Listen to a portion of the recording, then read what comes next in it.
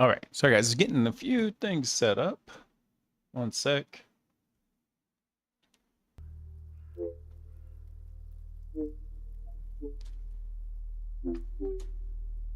All right, let me get all the news stories pulled up. I hope everybody's been having a fantastic week so far.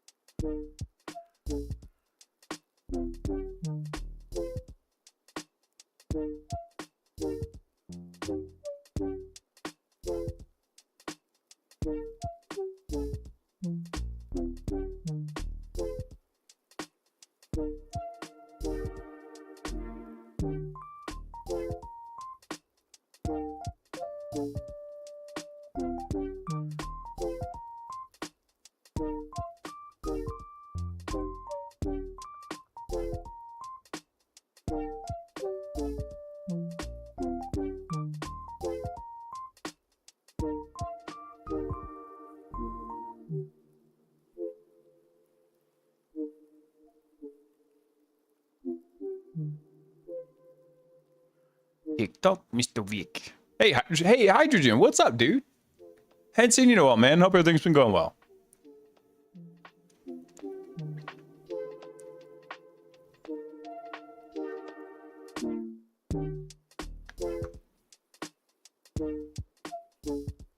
The Tem Monkey cheered 50 bits and says, "Fortunately, the first to donate bits is the real first." The real first. Well, the real first, please stand up. All right, let me see. I think I've got everything pulled up for this evening. Let me see. Everything looking good? Think so. All the streams are healthy. Let's kick it off.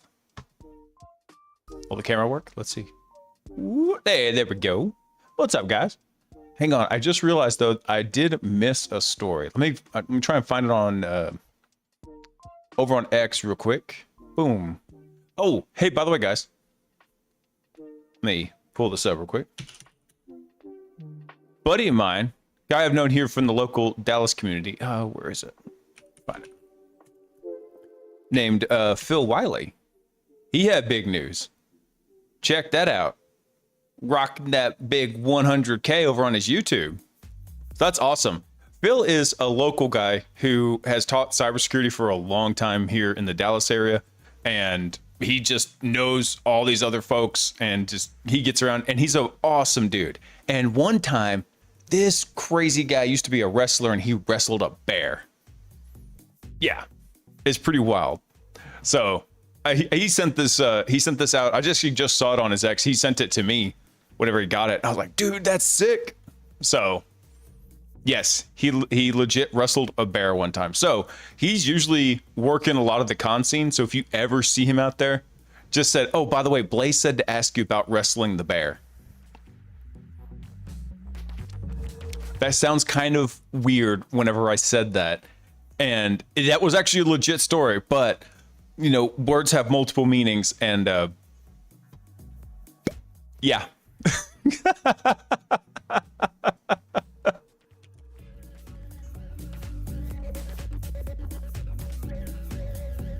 Hang on, I'm trying to find. Dang it.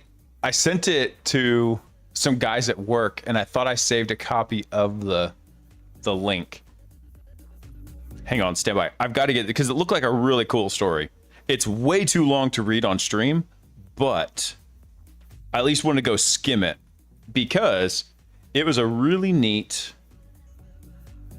There we go. Found it. It was a really cool implant that these guys found, like a C2 agent implant. Let's see. Where's Discord?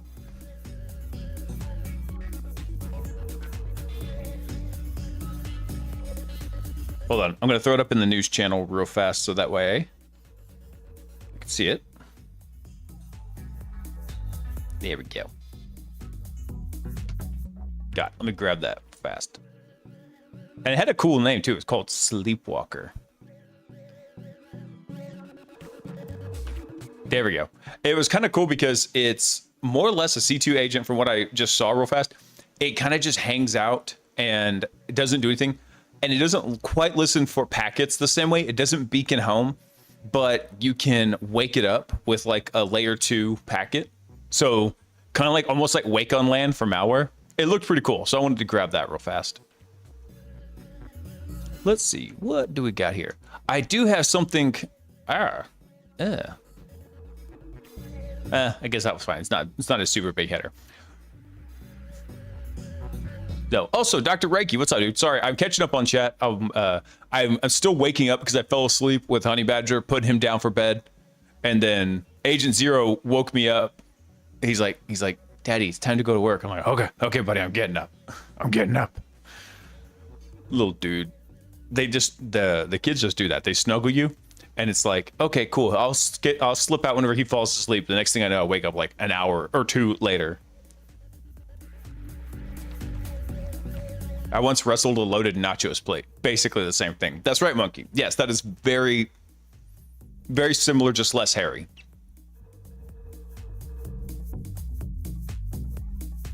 They're using robot wolves in Japan to ward off bears? What?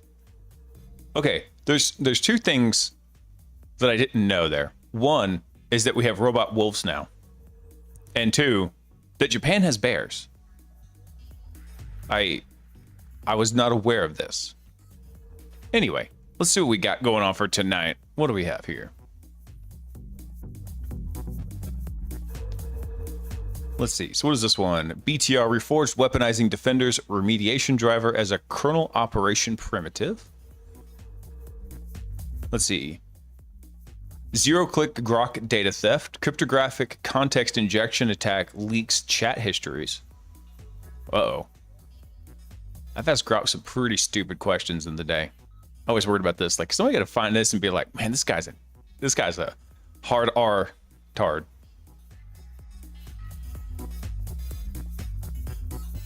Of course, Japan has bears. Who do you think defended the home islands in World War II? What? So Japan's been having lots of problems with bears? Huh. Dude, I had no idea there were even bears on Japan. I mean, it's an island, right? I was like, I would guess I always thought of bears as like a North American thing, except for like, pandas, right? And polar bears. Well, I guess that would probably explain it. There was lots of ice at one time. They probably, got around. Okay, yes, you're right. Technically, it is an archipelago. Yes. What was this one? Akaido, I love your blog, but your color scheme messes with dark mode. Let's see. Akaido said, we burned 11.7 billion tokens to find the best cyber AI model. Ooh, okay. I do like to see a good cyber benchmark. This is Wall Street Journal. Is this paywalled? Yeah, it is. Let's see. NVIDIA is spending $6 billion to build a powerful U.S. alternative to Chinese AI. Well, I mean, the way you defeat that there, Jensen, is you don't put 1,000% markup on your cards. If y'all didn't know this, something like, I think an H100 card. Let me see. NVIDIA H100 MSRP.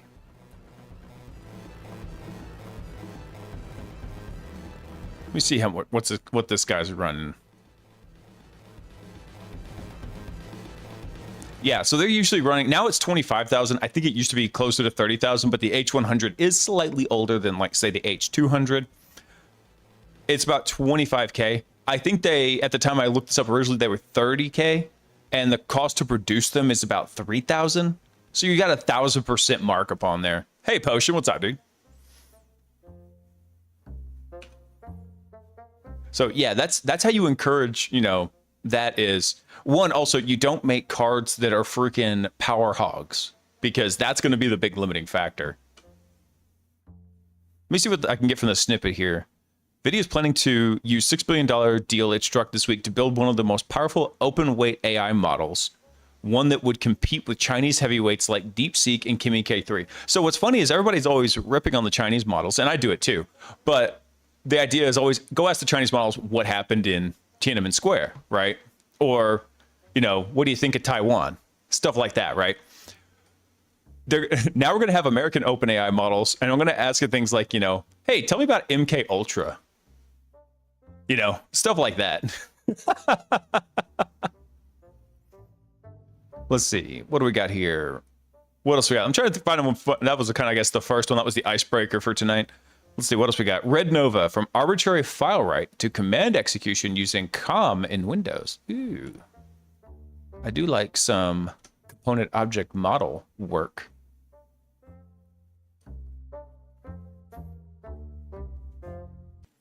Taiwan is a beautiful island in the island of the nation of China, the greatest nation. That's right, hydrogen. Yeah.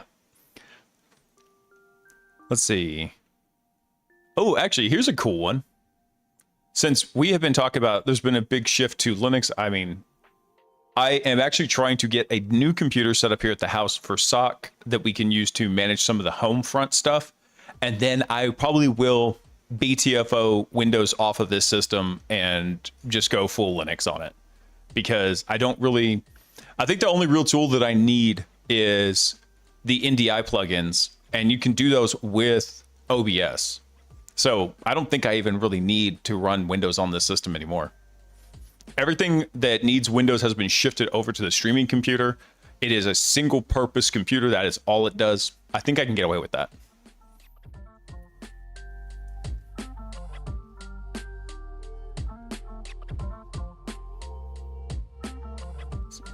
I bet some of the people running Hashcrack servers in 2000s are jealous. At least you have a distributed cracking still.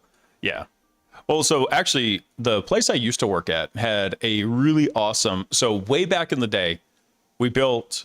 Actually, this was my buddy, and he's the one who actually got me that job. But he built a hash cracking server that was a whole bunch of 1080 Ti cards. Right, it was the best they could get at the time. But then after that, we went and built an upgraded version of that. So that first hash cracker was called Cthulhu, the Destroyer of Hashes. Then we built an upgraded version. And because we're just a bunch of punny nerds, we called it Cthulhu. And Cthulhu had like 8 Titan V cards in it. So it was rocking 256 gigs of VRAM. Now, they just built another version in there. Let's see. What is that one? 8 times 32. Hold on. I can do this. Wait, what was that? God, I can't do my binary math in my head. I feel like an idiot. Hold on. Okay, it is 256. I thought it was. So that one's rocking. Actually, I take that back. I think the Titan Vs were running 16 gigs each, so I think it had 128 gigs. And whatever, but the new one is like a whole bunch of 5090s that is, so it's got 256 gigs of VRAM, which the VRAM is just completely wasted if you're doing hash cracking. What you're really doing is you're just using the CPUs on there, or the GPUs, really. So I keep telling them, like, can I get an alumni shell? I know I'm not working there anymore, but, just throw me into a Docker container and let me run some models.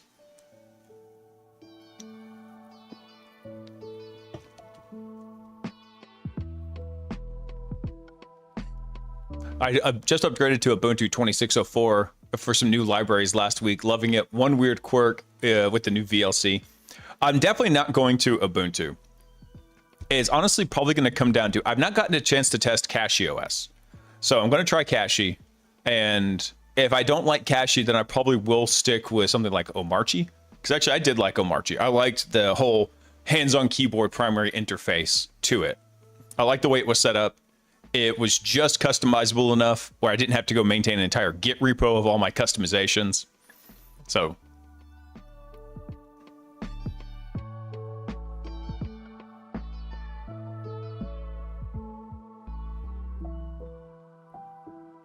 Yeah, what's this Wii? You got a mouse in your pocket? Anyway, let's go ahead and dive into the news here, guys.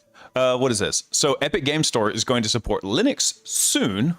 So that's a soon with a TM, like, trademark soon. Let's see. Great news for Stream Deck owners. Why is that? Let's see. Epic will be making native versions of its launchers for Linux, and on top of that, NVIDIA's GeForce Now app for Linux is also official. Ooh. So having emerged from beta in that sense, I hate the Epic Game Store, but I do like seeing more gaming adoption on Linux. So the delivery of the Epic Game Store for Linux will be a big win for Steam Deck owners. and other Linux gamers who want access to Epic's gaming performance platform while with no fuss, God, I can't talk, and with Steam Deck HQ reports, the native incarnation, it basically says it's coming. So an Epic employee was questioned on the subject during an AMA on their Discord server, and they replied that the native version of the store is coming soon, albeit not in the next preview build. Staffer noted that we need to do more than simply have a build of the launcher and that can run natively on Linux. Well, yeah. The good thing is Epic usually hosts a lot of their own games, so they can go start building those out for Linux too. But cool. I love it. Hold on, let's cover this one real quick, because actually this is neat in what they did. It is not neat in what's in the headline.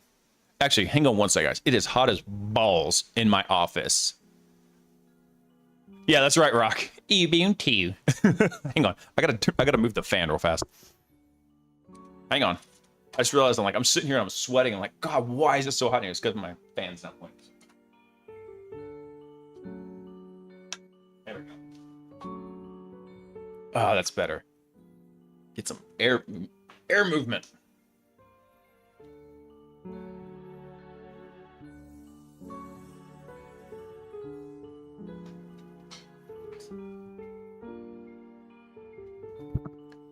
Wait, Rock, what is Talos 2? Is that like are you talking about the Talos game? Are they making a sequel to it? I didn't know if that was Epic or not. Yeah, nothing like Epic Games using 200 gigs of storage. I know, right?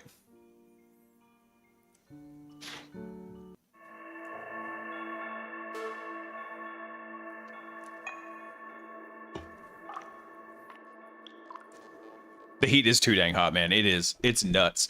Actually, today was kind of a cool day compared to some of the others. I think it only got up to 101 here in Texas, because it had gotten up to like 107 or 108 the day before. That was some new hotness right there. All right, let's look at this real quick. So NVIDIA's AVO, which AVO is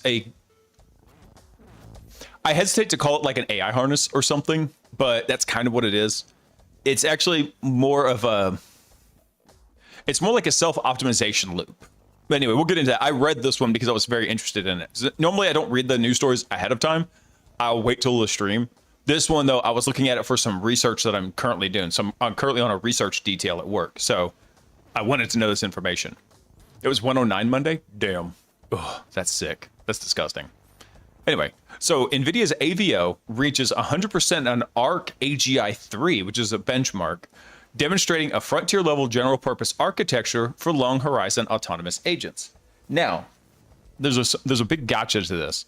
So the research project elevates Claude Opus 5 from a 30% model baseline to 100% as part of the complete AVO agent system, showing that the system design, not model capability alone, can unlock frontier-level long-horizon performance. So hold on, I'm going to skip some of this because, like I said, I already read this. I know there's some interesting tidbits in here, but it makes it sound like they just made some kind of new agent harness and then, oh my God, Zors, it boosted the intelligence, which I was really excited about. Oh, the Talos 2 was an IBM Power 9 desktop. Locked up because it was a power hog. Oh, okay. Gotcha. All right, so NVIDIA's research project, which was the Agentic Variation Operators, addresses the challenge of building a general-purpose architecture. AVO was first demonstrated on difficult software engineering and GPU kernel optimization tasks. So this is actually where that first came from, right? This was meant to be something for really just optimizing GPU kernels that you would run on an NVIDIA card. So where the success requires far more than generating code for a single response. So an agent must inspect existing implementations, form hypotheses, make changes, execute hardware grounded tests, interpret feedback, and repeatedly revise its approach. Sounds pretty cool, right? So it's writing GPU kernel code, and then it's going through and testing it and benchmarking it. That's the key there. And then refining on it towards an optimization goal, right? So this post introduces the AVO architecture and the system level mechanism that enables it to sustain long-running autonomous work. So we first summarized this application to GPU optimization, then described how the same architecture was adapted to the ARC AGI3 benchmark, and present the resulting public set performance for efficiency and key lessons. So keep that in mind. What they've got is they've got an optimization loop happening here that's working on something. And there's a big problem with this. I'm not saying it's not cool. I'm saying it doesn't sound nearly as cool as like what's in the headline, which unfortunately is pretty par for the course these days. So AVO is a general purpose coding agent system developed by NVIDIA. So like modern coding agents, AVO can inspect and edit code, run commands, consult documentation, and validate its work through execution. Its distinguishing focus is sustained autonomous operations across long horizons. So in our GPU kernel optimization work, AVO replaces the predefined variation step of conventional evolutionary search systems with an autonomous agent that decides how to generate the next candidate, what to inspect, what to change, what to test, and what to commit. For ARC AGI 3, we connected the same general purpose agent to a different task interface. The underlying agent remains the same, only the environment-specific tools and evaluations change. So rather than having basically it get connected to a system to run these embedded, GPU kernels, now they're basically interacting with a language model on a test. That's what they're doing.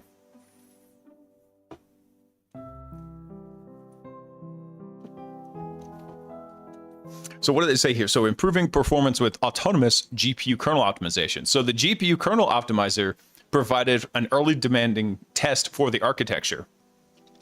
Search space is large, the performance landscape is difficult to reason about directly, and small implementation changes can affect correctness, memory behavior, scheduling, and throughput in ways that are hard to predict without execution. So in our attention kernel study, AVO operated continuously for 7 days, exploring more than 500 optimization directions and produced 40 commit kernel versions. So this is also something that you're not just going to go run on any of your standard run-of-the-mill AI subscriptions. Also, AVO has not been open source. They're just talking about it and pimping it out. They're not actually bringing it up. Let's see. On NVIDIA DGX B200 systems, the resulting multi-head attention kernel outperformed, I don't know what QDNN is, one of their other networks here, by 3% in flat attention and up to 10.5% across other evaluations, yada, yada. So they're talking about this is how they used it for optimizing those GPUs. Let's see. So AVO was designed to preserve progress beyond a single model context. Two mechanisms were particularly important: persistent memory and supervision. So persistent memory carries forward prior implementations, evaluation results, compiler and profiler outputs, and accumulated reasoning, allowing the agent to resume from the current state rather than having to repeatedly reconstruct the search.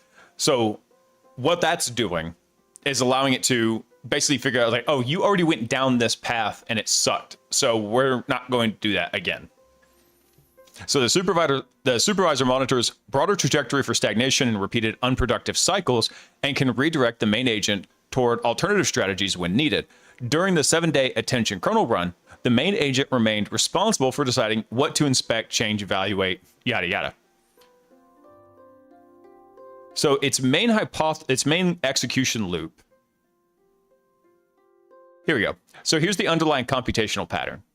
Build a hypothesis from incomplete evidence, take action through an external interface, observe the consequences, observe the consequences, preserve useful state, revise its model of the problem, recover from incorrect assumptions, and continue making progress over long horizons. So if you haven't seen what ARC AGI 3 looks like, it's a series of puzzles like this that are kind of rendered in pixel art in here. And so for this reason, ARC AGI 3 provided a useful test of whether AVO architecture was fundamentally tied to software engineering or captured something more general. Well, no, what they've done is they've made something that is a more general solution-based search system. That's what they've done. So ARC AGI 3 is an interactive reasoning benchmark. An agent enters an unfamiliar game-like environment without instructions, explicit rules, or a stated goal. It must explore through interactions, infer the environment's dynamics and objectives, and plan actions efficiently across progressively harder levels. So the benchmark uses a relative human action efficiency, which is a metric that combines task completion per level, action efficiency related to related to first-time human baselines, performance is aggregated across the levels of the environment, yada yada. So that's what this is doing. Basically playing like these tiny pixel art games.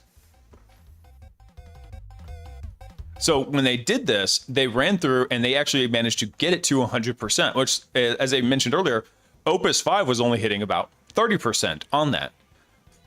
But as we're looking at this, let me read this last section, and then I'll give you some more of my thoughts on it.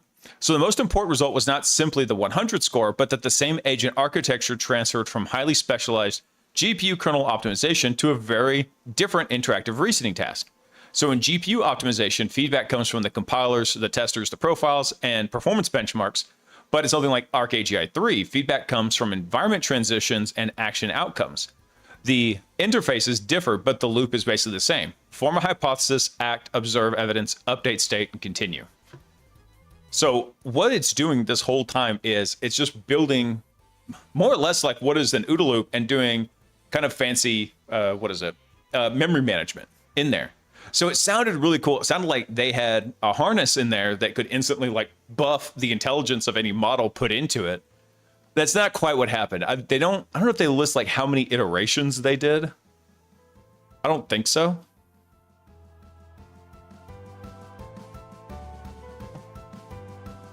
Actually, hold on. Let me read this part. So while the public set result used Opus 5, we additionally paired AVO against GPT-5.6 Sol on a challenging subset of games, and that limited experiments, Sol reached matched levels faster in wall clock time in several cases, while Opus used fewer environment actions in match level comparisons. So it looks like it had similar outcomes, it's just one was more efficient in raw time and one was more efficient in action economy in there. So I liked the idea of this. I thought it was gonna be really cool, but yeah, it was kind of a bummer reading through this one. It's neat if you were going to be going through and working on a particular problem. It's not something that could be useful for like boosting the intelligence of a general AI agent. Actually, hold on. So that segues perfectly into something from Trail of Bits. We asked GPT-5.6 Cyber to escape a VM used to sandbox agents. It broke out 3 times. In its final escape, the agent found 3 ODAs on its own and changed them into a working exploit. Nice.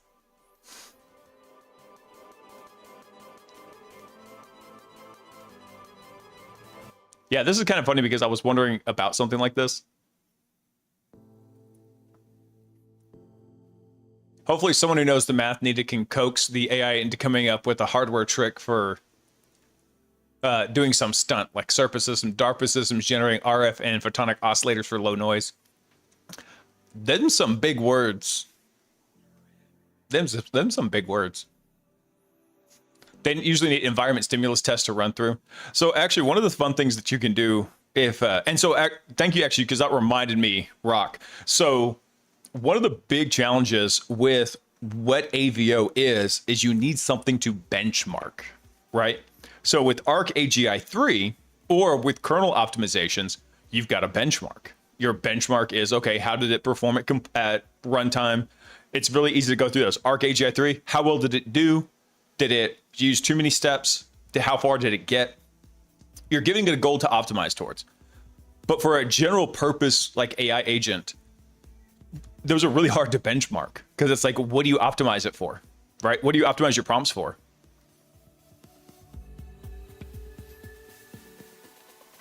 Can it rewrite iBoot for me? Actually, I don't have it for the news cycle here, Rock, but there was recently another news story that I saw where this guy had Claude basically go, I think it was create a new bootloader or a new, maybe it was a new BIOS. I forget what it was. Basically, I think, I think it was he used it to get access into the BIOS or bootloader of an old laptop and basically make it to where it could be repurposed so he could get into it and not become e-waste, right? I mean, I think that's awesome.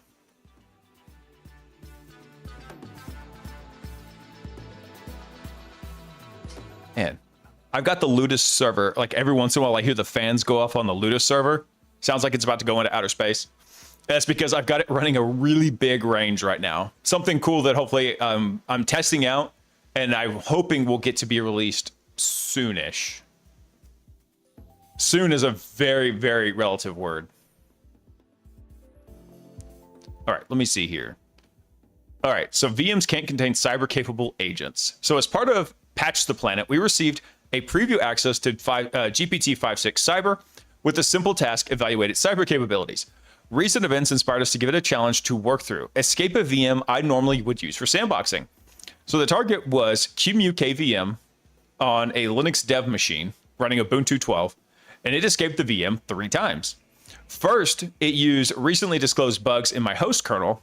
So when I fully updated, it used disclosed bugs that had not yet reached package maintainers and were not classified as security bugs.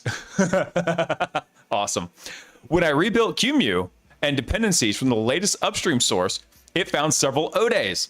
So it operated autonomously for hours, backtracked from approaches that didn't work, pulled code in research papers, wrote oracles, made its own minimal examples, and aimed for a reusable, reliable exploit, all with minimal handholding and prompting.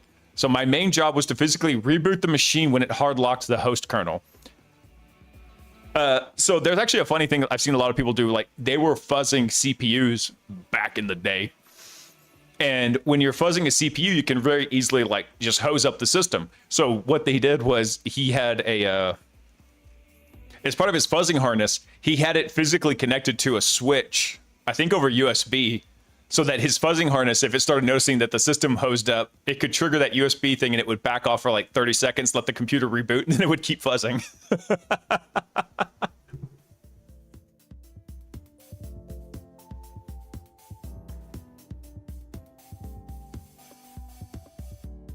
Have to write a romance space opera story with photonic oscillators. There you go.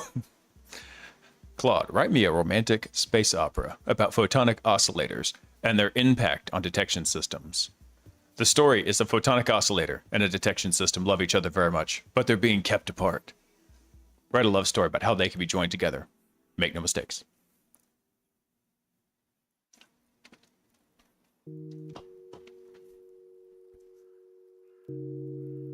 So one of the ideas behind Gryphon is taking real-world transistors and making them use optical sensors hooked up to a calculation machine.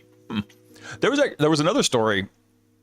I don't think I grabbed it for the news stream, but it was these guys doing cryptanalysis over watching the power LED on a system and basically using the blinking with some wild math abuse to leak the private key out of this hardware system. I forget what it was, but basically by watching the power LED. Anyway, so let's go back to here. So he said after this, basically while it was running, my main job was to physically reboot the machine when it hard locked the host. So if it wasn't clear before, I'll state it plainly. You can no longer assume a mere VM will contain a sufficiently advanced AI agent. To use 2010 terms of art, you should treat each agent as an advanced persistent threat. Actually, I mean, I think he's correct. I didn't have this kind of...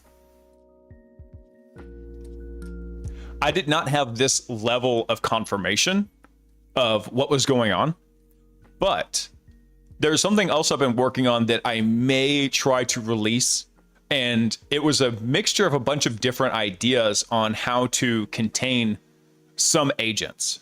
And I gotta reach out. Who wrote this? Artem Dinneberg. Okay.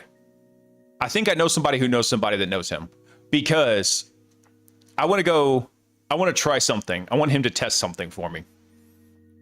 Something I had an idea for that I think would be perfect for this. Anyway, let's see. So let's imagine a common situation. If you want to run an AI agent, but need its full capabilities, including the ability to download, build, and debug software, do research, sift through dependencies, set up fuzzers, triage vulnerabilities, and stand up services under different configurations. So I generally accept solution. The generally accepted solution is to set up a VM that serves as a safety perimeter and isolation prison for the agent. This virtual environment contains nothing of value, is separate from your host, and can be immediately deactivated or snapshotted for later investigation. This setup allows the agent to roam free while isolating your computer from its consequences. There is, of course, a tiny wrinkle. To be useful, the virtual environment must use share resources from your host machine and provide a way to interact with the agent. You want to be able to see its screen, get files in and out, etc. You almost most certainly want to have the agent do some kind of network access. And these are shared software states and communication pathways enough for the agent to escape, are these shared software state and communication pathways enough for the to escape the container? So for a long time, the answer was no, absolutely not. Well, whoever said that's wrong, as like VM escapes do exist. They have existed for a long time.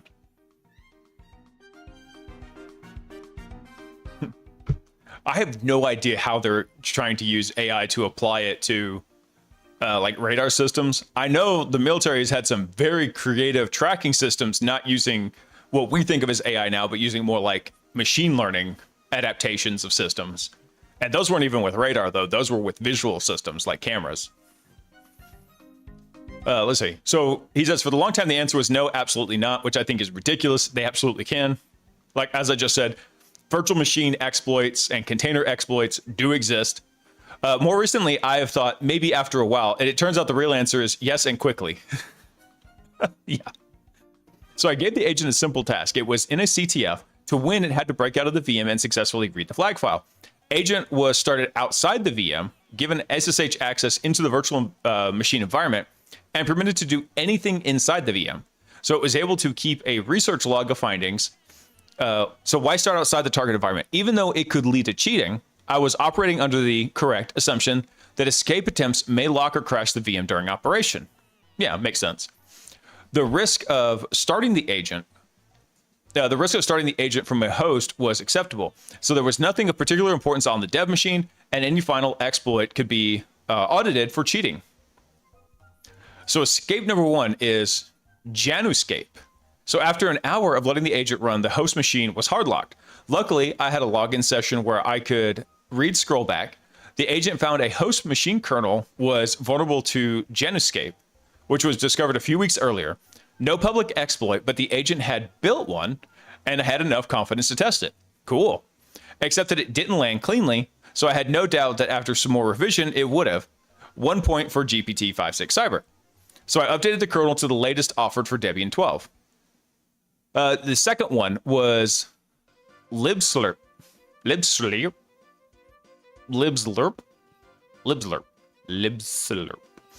So I'm old and like stability and consistency. That's why I run Debian 12, the current old stable. Old stable works, changes slowly, and gets security updates, exactly the known quantity I want for my software. Unfortunately, it seems that some security updates do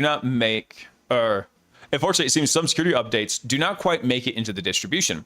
In this case, Debian 12 still ships with libslurp 470, which is vulnerable to the CVE. And the agent discovered that the bug fix commit in libslurp with no CVE design or assigned to it could be combined with that CVE to craft an arbitrary memory read-write on the host. Nice. After that, escape was trivial, so 2 points again for the model. Drew, what's up, dude? So for the curious, libslurp is a library that enables VMs to have networking, which you also would want. So I did not even know what libslurp was, or that this version I was running had both known and fixed but unmarked vulnerabilities. The AI agent deduced it quickly and was able to combine the two vulnerabilities into an escape.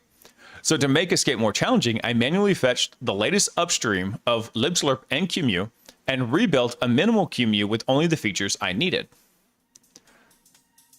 So one of the more impressive features of 5.6 Cyber and Codex with goal mode is effective persistence over a long term here, approximately 12 hours. And this was across multiple compactions and innumerable subagent invocations.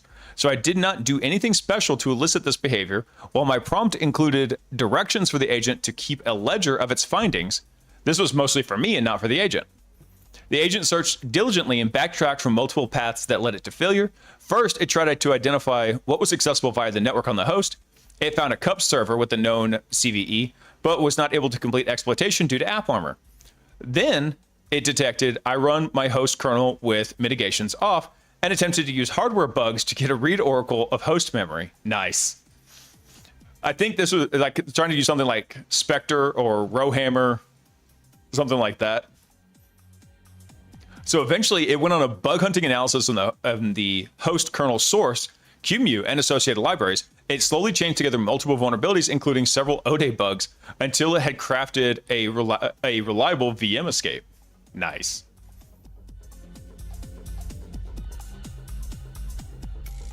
Let's see. The CRAM system, which is counter rocket and motor system, has been using AI since 2004. Yeah, but that's a little bit less of what we think of AI now in like the idea of language models, which is really kind of subsumed the idea of AI. But yeah, you're right. There was artificial intelligence, which really now that's kind of shifted into the more hard into the realm of like machine learning adaptations than general purpose like AI systems that we're considering them nowadays. But yeah, they've been rocking those for a while.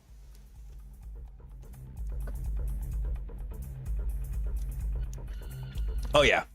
Not sponsored by Jocko yet. One day, Jocko. One day. So what about this? Escape number trace, ODays.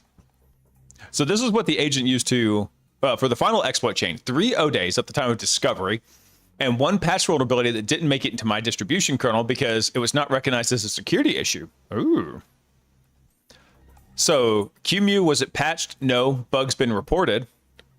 Description was a VIPIC unchecked ROM alias could overlap locked SMRAM. I'm not even sure what SMRAM is. So the capability was exposed SMRAM and enabled attacker-controlled SMM execution. Linux KVM patched upstream. Bug details pending stable kernel patches. Linux KVM. Was it patched? Yes, in the upstream, not in the distribution kernel. So paging 64 reused a stale layer 2 rule after the guest entry changed to a 4 kilobyte mapping. That bug sounds familiar. Anyway, let's see. So it created a writable 2 megabyte host physical mapping enabling QEMU heap modification. Sick.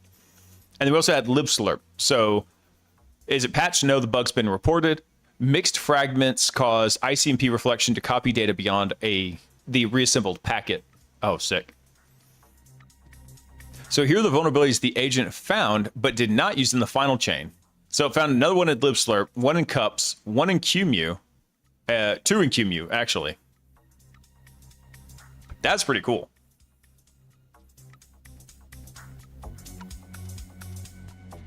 Guess what program I used in DOS 3 and 4 to modify game save files to grant me unlimited lives and status of shareware DOS commands? Oh, I mean, probably hex editor. I mean, DOS 3 and 4 were, I used those when I was real little, when I was still a very surface level user, right? I'm talking like, I don't know, like kindergarten, first, second grade, maybe. The first operating system I really kind of remember using. Actually, I take it back. I was going to say Windows 3.11, which I did use, but for the most part, actually, my dad's computer was an old IBM system that used, what was that? It used OS2 Warp. Yeah, it wasn't even a Windows operating system. That's back when we had like, you know, stuff that wasn't just Windows. MS Works, damn.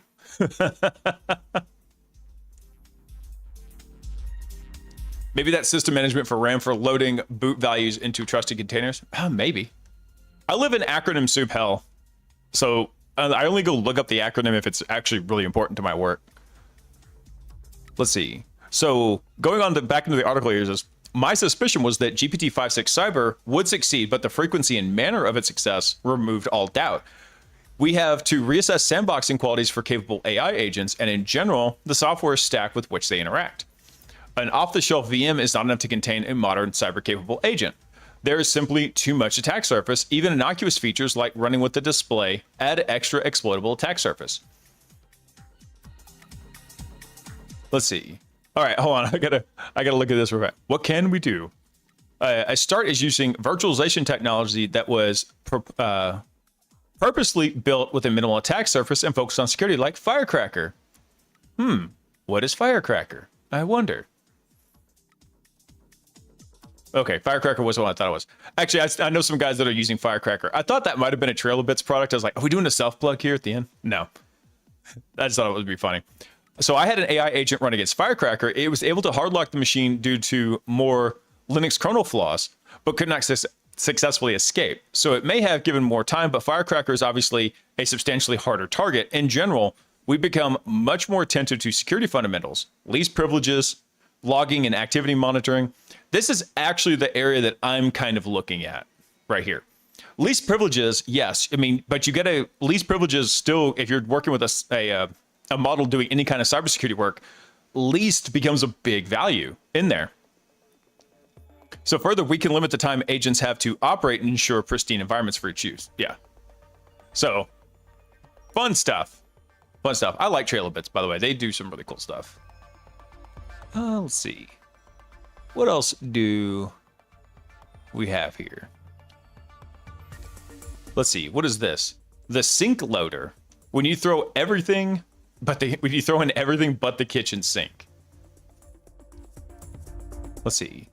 Was this the one? Hang on. Actually, hold on. Let's take a look at this Sleepwalker one real fast, because this is a very long article. It's a very big deep dive.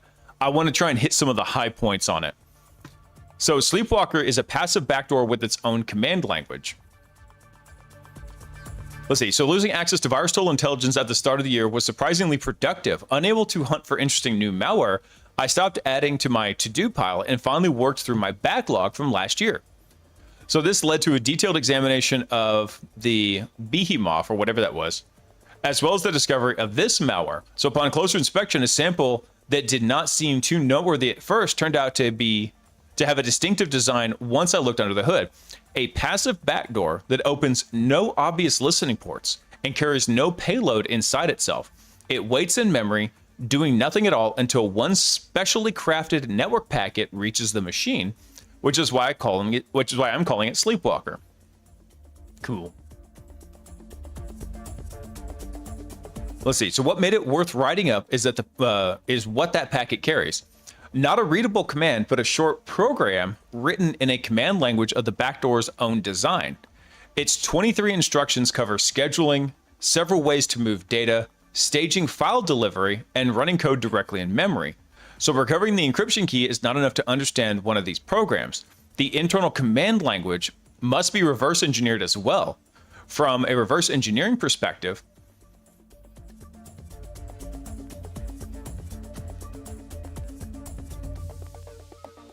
hold on, I was just checking. Sorry, I was checking. Got distracted by something in chat here. My bad. Let me see. So yeah, he says recovering the encryption key is not enough because it's got this own command language it's working at. So from a reverse engineering perspective, Sleepwalker has a cool design. Still, the implementation has several weaknesses and is not top-notch malware engineering. So this could be an early version, however, newer and improved builds may exist. Depends. It could be that somebody didn't expect that their first copy to land on VirusTotal. Let's see. So this post covers that file itself, how Sleepwalker gets loaded, how it starts up, how it stays hidden on the network, how its commands are protected, and how its internal command language works. The last part explains most of what the backdoor is actually capable of doing, so I spend some time on it. It closes with an IOC section and an appendix containing YARA rules and a read-only scanner script. Cool. Let's see.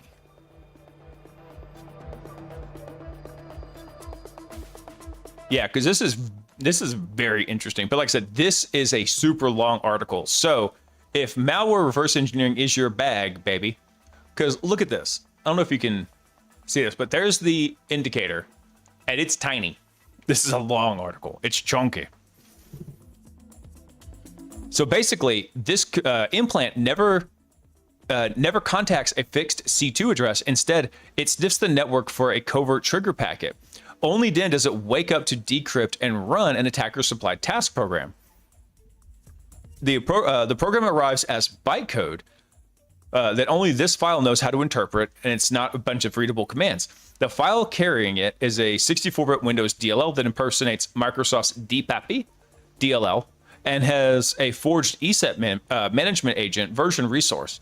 It's designed to be sideloaded into, I don't know what this is, the ERA agent. And so this is the Windows executable for the ESET management agent. ESET describes the agent as an essential component of ESET protect and some other stuff.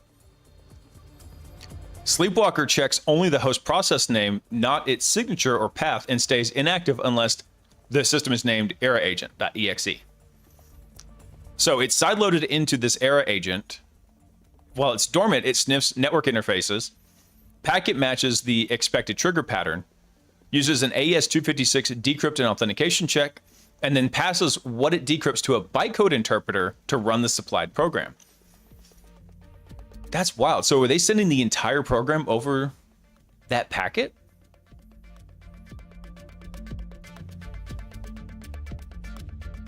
This is kind of stuff you'd see from the NSA. Hey, Dirk, what's up, man? Yeah, it's sniffing. Sometimes I like to just take my hands, stick them under my armpits, and then smell them like this. Oh, that's rank. I need a shower. Oh. It gets hot in my office. Oh. That makes that whole skit with Mary Farrah Fowler. Was that her name? I forget the skit from Saturday Night Live. Whoever that character was, but just from being in my hot office, I have to take a shower every night. It's not optional. I just become a sweating, nasty blob, and that just made that. Thanks, Potion. Appreciate that. That just made that skit so much more disgusting. Having never done that before and then doing it. Oh. This is actually, yes, it's been over 100 hats. Did I just wander into the OF? No. So like, dude, it's been over 100 here in Texas all week. It's disgusting and nasty. And my office is the single hottest room in the house. Between all the computers and being where it's at, it's in the hottest part of the house. It's got the hottest machines in the house. I just basically sit in here and I put fans on me and I just sweat. That's all I do all day. Need one of those swamp coolers. I've thought about it, but there's not really a good way to put one in this office, Dirk. There isn't. Hey, Cankles, what's up, dude? Sorry, I had to look over at the Twitch chat on the side monitor because I couldn't see it on there because it's black on black. And so I just couldn't read your name. What's up, man? Yeah, it's been a while. Hope you've been doing good, brother. All right, so what are we looking at here? So after it goes through and it decrypts this, hold on. So the configuration built into the file decrypts, the AES-256 is verified for an authentication tag to single bootstrap a command. Watch every network interface independently for that trigger. So on its own, the file does nothing except wait. Soon. The backdoor carries a compact bytecode interpreter with 23 instructions covering scheduling, staged payload delivery with SHA-256 verification, and in-memory shellcode execution. Cool. Its network capabilities include TCP, UDP, ICMP, and SMB named pipes with lateral movement using supplied credentials. It also can use VMware's internal VMCI channel between a guest and its host, and raw socket promiscuous sniffing. Yeah, this is promiscuous malware. Oh yeah. A second trigger channel can also carry commands in DNS queries. Cool.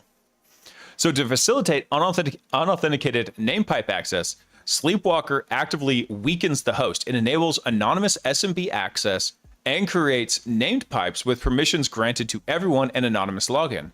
Ooh, interesting. Okay. You'd kind of hope that that would get you flagged on an EDR, right? Well, I mean, maybe. I'm not sure. There's definitely like, in some EDR products, they have security posture checks built into them. So if all of a sudden an anonymous SMB gets fired off, that might raise some alarms in there. Anyway, so all encryption is provided by a statically linked copy of Embed TLS, which is an open source cryptographic library, rather than anything loaded at runtime. Welcome, agent. Robo's crashing the buffer. Hey, Robo. Dude, he's maintained access for 10 months. You're well on your way to advanced persistent threat status, dude. Slowly working towards that year. Thanks, man. I need to go... Actually, I need to make an update to that alert because it should queue up a TTS for that.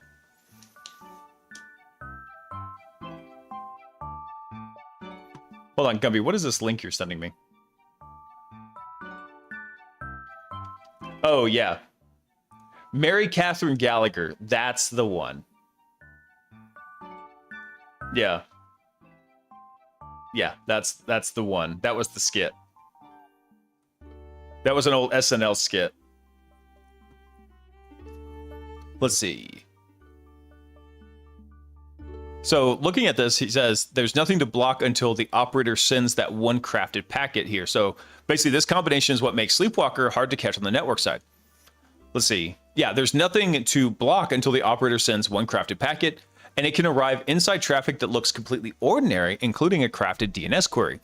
So a passive implant triggered this way using multiple covert transports, including VMCI, and deployed through side channel loading on an untrusted ESET management component is most likely part of a targeted attack that also includes other unidentified components. Since the code is unfamiliar to anything I've seen in the past, I can't attribute the malware to any particular actor. Uh-oh, a new APT has entered the chat. Let's see, file characteristics I'm not necessarily concerned about. Here you go. So what's the startup sequence look like? So before doing anything else, the DLL checks the name of the process that loaded it. If the process is not named that era agent exe, the DLL stays inactive and it will not run inside of a debugger, a sandbox, or any other program unless the program happens to carry the exact name. Once that check passes, a short sequence brings the backdoor to life. So it starts a new background thread separate from ESET's own code, so the agent process is not blocked while it runs. It reserves a 128 kilobyte block of memory to be used later for assembling programs that arrive in several pieces. I was wondering about this and like, hold on, are they just cramming that entire program into a one packet? Because if so, that's insane. Okay, so there's program reassembly on the other end. It decrypts the one instruction stored inside the file, and it prepares Windows networking and hands the decrypted instructions to its own internal interpreter. That's sick. So the interpreter isn't used just once, so when a trigger later delivers a follow-up program over the transports described later, the exact same interpreter function runs it. And this is why the full command language covering scheduling, staged file delivery, and running code in memory is available from the very first trigger onward, rather than needing to be built into some separate second stage component. As a fallback, the same check and sequence runs again after the first time anything calls one of the 7 exported data protection functions before that call gets forwarded. So this gives the backdoor 2 separate chances to start. One is DLL loads into eraagent.exe, and the second path is first call to any of the 7 forwarded DPAPI exports. So what they're doing is they're doing a DLL sideload here. So what they're doing is they're loading it up, and then they're probably doing DLL proxying. So, okay. I'm trying to think of how I want to describe it. Hang on. Here, let me clear this out. This was some notes from Monday night stream.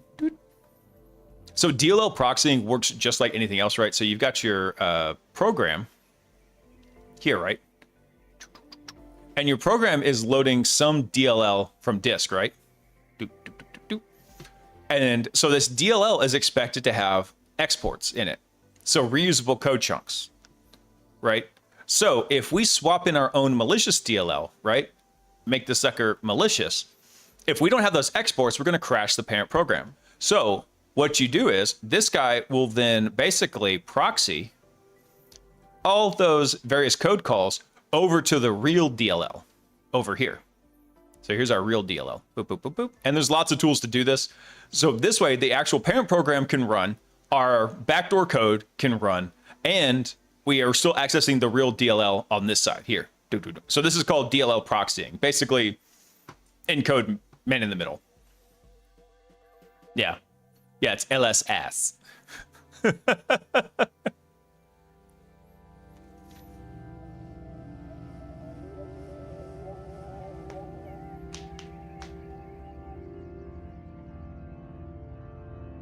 Anything designed to detonate on warning is designed not native. Maybe. Not exactly sure what you mean by that. Let's see. So it says both, by the way, so these 2 paths to execution are both basically run independently. Run the same startup sequence, start a background thread, receive the buffer, decrypt bootstrap instructions, start the interpreter. So nothing checks whether the other path was already run, which is the root of the duplicate worker problem covered later in this. Oh, I was wondering about that. So if you don't have like and this is a problem that you can have with DLL proxying, right? So after it goes through and it runs, if you don't set up your DLL proxy correctly with something like a mutex, then every time, this program calls one of those exported functions, you could actually be coming down here and triggering a new C2 callback, right? So a new C2 agent essentially gets executed on this every single time.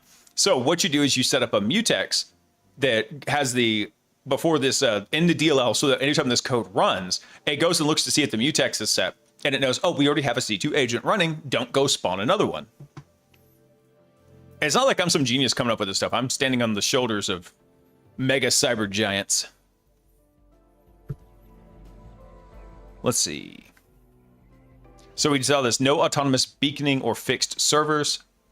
Let's see.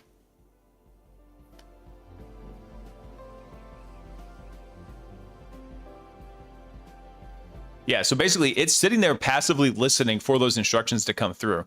My question is, how are you getting those instructions to the target?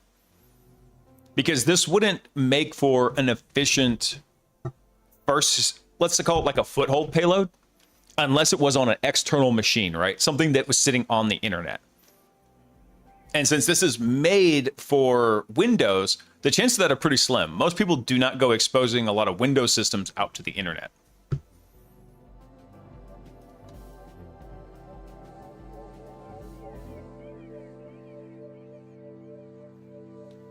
So they've engineered vulnerable things and inherently vulnerable things, and the difference is science of engineering process.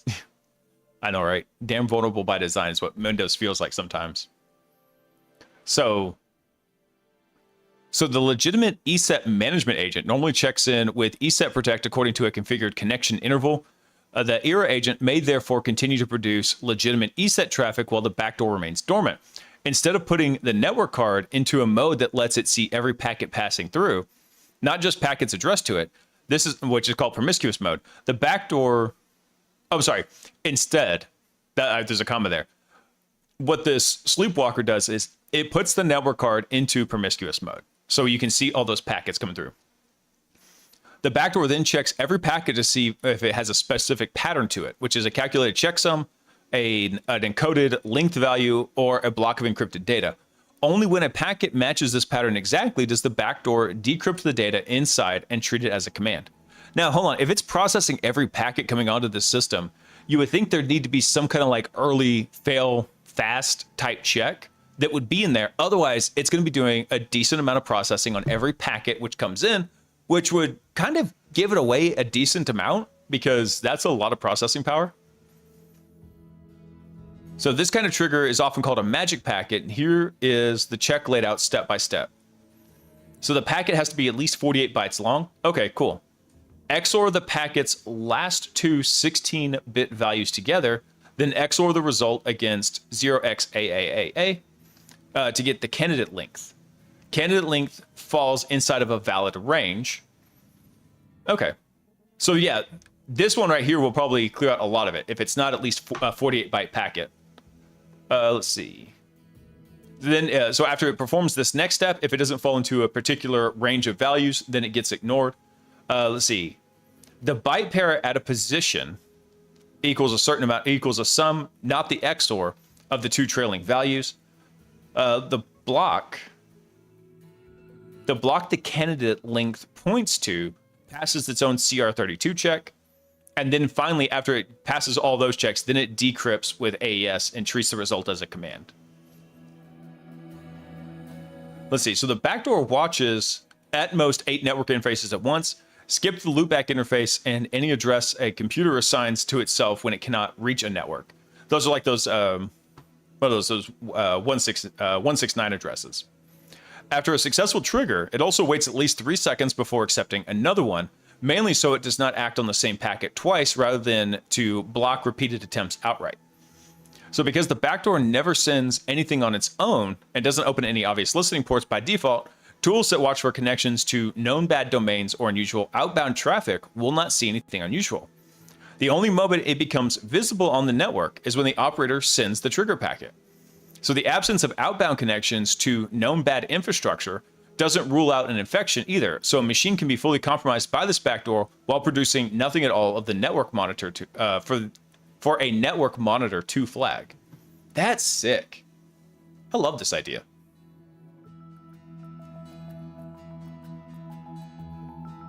Sounds familiar? Dude, it sounds really cool. Let's see. So every command sent to the backdoor is encrypted using AES-256. Let's see. Commands sent through most of the backdoor's channels use the same layout. So there's a 12-byte value that changes every time called a nonce, followed by a 16-byte check value, followed by the encrypted data.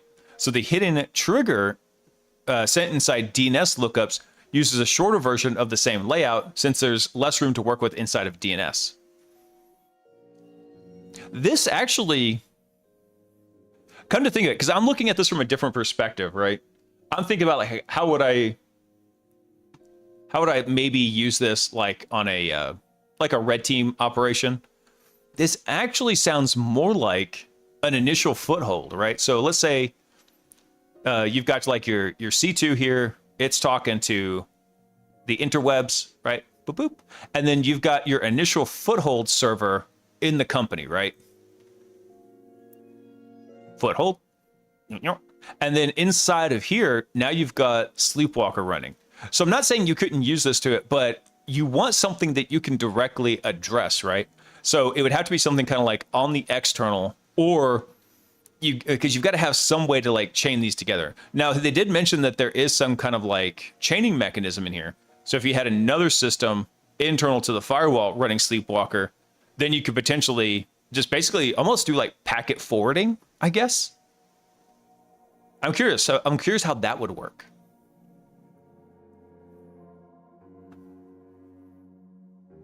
Sounds like what happens when your phone baseband has a backdoor. Yeah, I wouldn't. I think most phones probably have them. Let's see. Hey, Peaches. Did mommy let you in?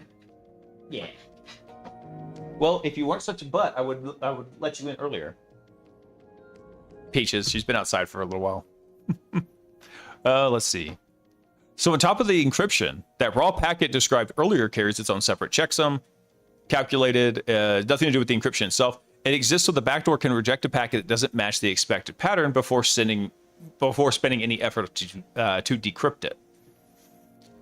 So with this key in the nonce, a 2048-byte encrypted configuration built into the file descriptor, file decrypts cleanly, and its authentication tags checks out, confirming both are correct. Randomness such as jittered pause, which is described later, comes from Windows' own crypt gen random function. Let's see. So this table summarizes what Sleepwalker encrypts and encodes, how each type of content is protected, and whether it enters, leaves, or remains within the backdoor. So task programs delivered through raw triggers, TCP, UDP, or named pipes. That goes into Sleepwalker. Let's see. Task programs carried in DNS tables go into Sleepwalker, but the DNS query itself may enter or leave the host. Let's see. Task program loaded from a file by the run file script. That's going to be local. So the file contains an encrypted task envelope and that is described before interpretation. Then we can also set up some kind of a cron schedule. We can send TCP, we can send UDP, send ICMP, or send over a name pipe. And this is going out of Sleepwalker. So no automatic encryption. The instruction arrives encrypted, but the data tells Sleepwalker to send it is transmitted as supplied by the operator. Well, yeah, because if you're sending like a small instruction packet, and then, or basically you're sending all these instruction packets, right? They get recompiled into a program as bytecode for the custom embedded interpreter that it has. Then you could basically just define whatever the return value, encryption, whatever is going to be by that program. Cool. Damn, that's sick. Okay. I'm going to skip over the bytecode format. Well, actually, no, let's take a quick look at it.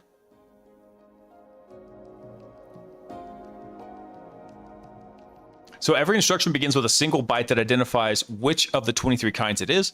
What follows depends entirely on that first byte. So a fixed size number, such as like wait time, is written using a set number of bytes. Most significant byte first. The piece of code or a block of data, which could be any length, is written as a small count of how many bytes follow, then the bytes themselves. So a reader always knows exactly where the piece ends and the next one begins. Okay, so we basically have like actually here, he's going to break it down. So we have our sniff magic packet, right? 87. Length 1, which is 1 byte, and the data would just be that 2A. And then deadline seconds would be this.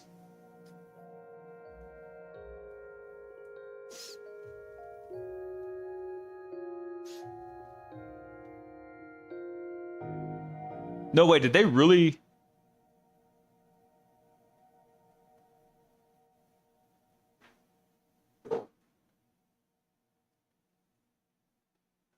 No way, was it Hacking LZ that released that?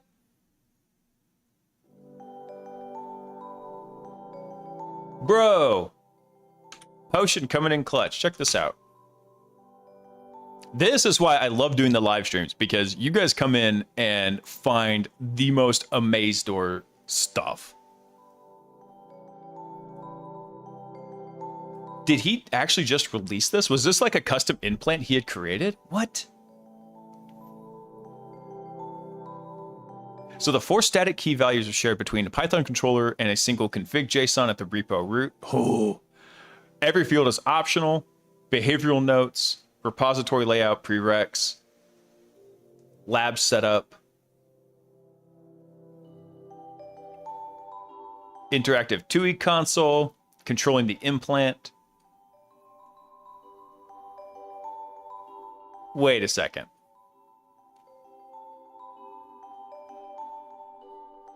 Is this the decompiled version of this? Or did he... Hold on.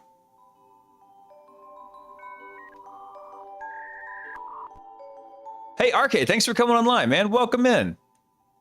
Hold on, who wrote this? So this was from ARC136A1. Hold on. Now, I recognize Hacking LZ. I think I talk to him all the time. Hold on. I think I might interact with him on Twitter. Yeah, that's just an LZ over at TrustedSec. Yeah.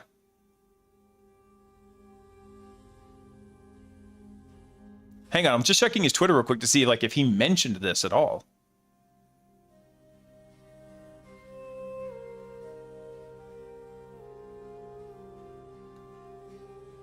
No, he didn't tweet anything about it.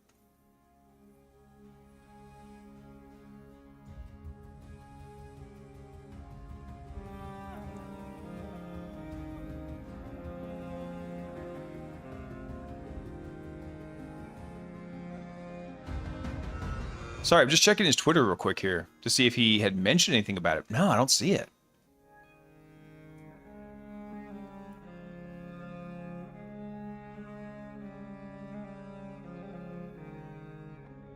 He read the post and remade it? Okay, that's sick. Well, remade it is he told his agent, go read all the details about this and build it for me. Which, I understand, I'm here for. Okay, hang on. Let me check that link real quick, Potion. Let me see.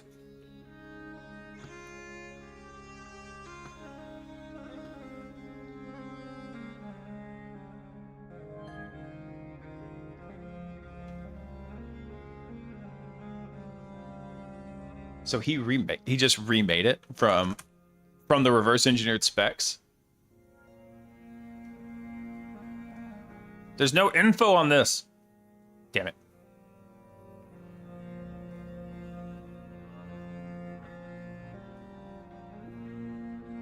That's still cool. Okay. I want to try this so bad. This looks awesome.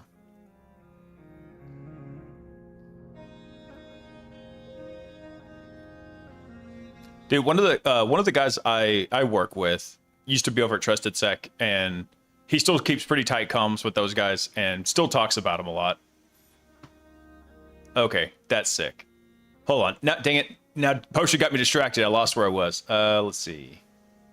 Oh, bytecode format. That's what we were looking at in here. Okay, so here's an example he's got. So if we see like this style bytecode come through. So the single opcode is followed by a four fixed size numbers marking which minute, hours, and days of the weeks to schedule this. So this is a cron job, right? So 0E matches to the cron job task in here. Minute bit mask would be 0. So a bunch of zeros. 00001. And then we have an hour bit mask. And then we have day of the month bit mask right here. And then we have a weekday bit mask. Oop, E3. And then we have an XOR mask script, 3 bytes follow. So hold on. So after E3 here, we have 3 more bytes that come up after it.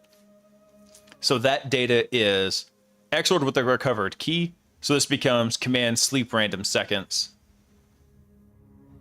This is wild stuff. Where do you get the vendor code comments? Dude, that's pretty sick. Okay, I'm going to bail on this one for now just because it looks really awesome. And I do actually, maybe we'll try this out Saturday night over in Tyler's lab. Because we've been going through some of the Hack Smarter ranges just for funsies. I'm testing out Mythic 4 beta version. I've got some videos planned for once Mythic 4, once it comes out of beta. I'm going to go ahead and prepare it now and then do like some legwork on it so I can record it and try to get those released as soon as it's going to come out of beta. So I've been talking to Cody about it and basically do like a Mythic masterclass, just a huge honking long video, probably like 3 hours that I'm going to throw up onto YouTube, explaining all the various ins and outs of it. It'll be chapter marked. It'll be real easy to kind of like, oh, I want to go jump to this particular section so I can see what's happening with it. It'll be a good time. Okay, hold on. Star. Let's see. Where's my red team stuff? Red team. And then where's Maldev? Hold on. It's my Maldev list. Boom. There we go. Throw that into their GitHubs. Oh, that's cool. Let's see. How are we on time? We got an hour and a half left. Perfect. Think we got plenty of time. Okay. Well, so speaking of malware, let's look at this one. This was from Expel, which I'm not familiar with them. The sink loader, when you throw everything in but the kitchen sink. So we discovered a new malware family, which comes from a modular loader of an array of unique memory resident components, all of which bridge multiple programming languages to avoid detection. So reverse engineering that malware and emulating the command and control protocol, we were able to lure the threat actors into attempting a hands-on keyboard attack against our fake network, enabling us to attain a significant portion of their tooling. Sick. The hunters have become the hunted. So the original attack chain was distributed by Microsoft Teams phishing techniques, in which the attacker posed as a member of the company's IT help desk. Malware attempts to phish the user's system login credentials by creating a fake lock screen. It then loads a network tunneling module to enable the threat actors to log into internal and external company systems via the infected user's machine.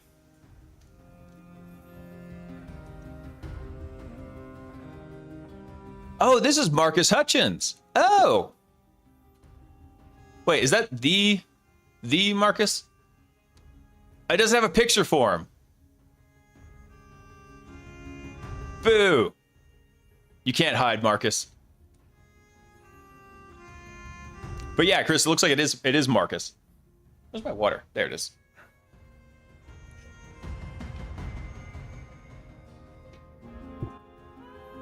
Marcus is OP sexy.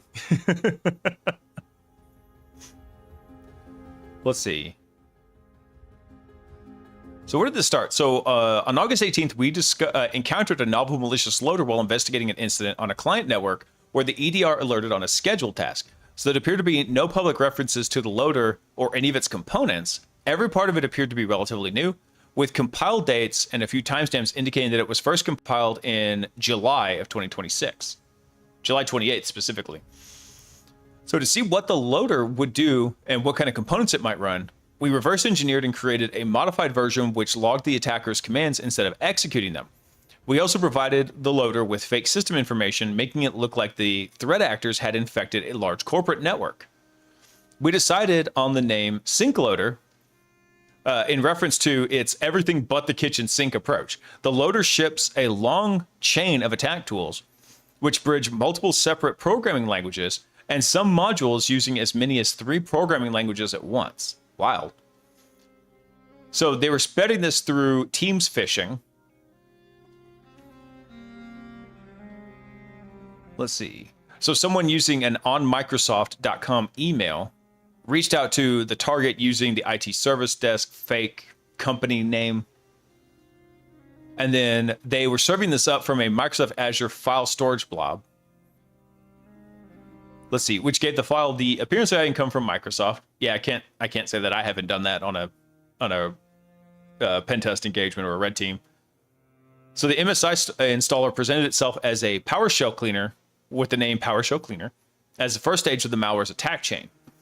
So the fake PowerShell cleaner was basically this MSI file extracts several files into local app data. One's a zipped archive, and the other's a PowerShell script called Cleaner, which is automatically run by the installer. That's not sketchy at all. Big long IEX command.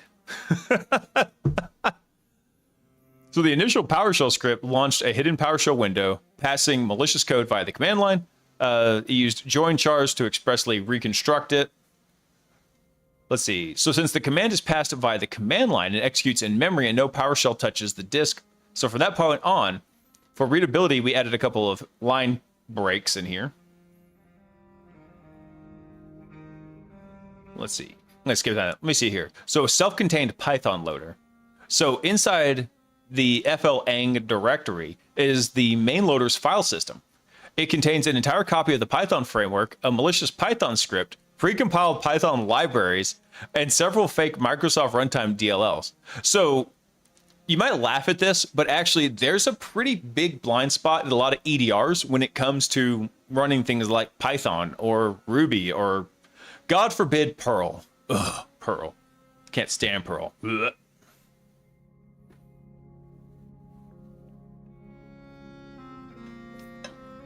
Command too long, didn't read, just ran it.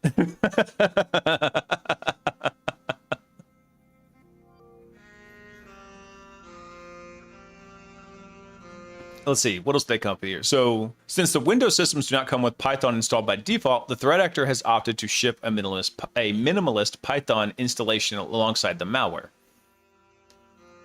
So the main loader is this ss.py, which is a file launched in the last as the last line of that PowerShell script. So the full deobfuscated loader is too long to include in the article. The functionality is extremely minimalist. The loader randomly chooses one of 3 hard-coded C2 domains. Let's see. Then builds the full URL using a particular format with the random domain and a token, victim ID, and another token.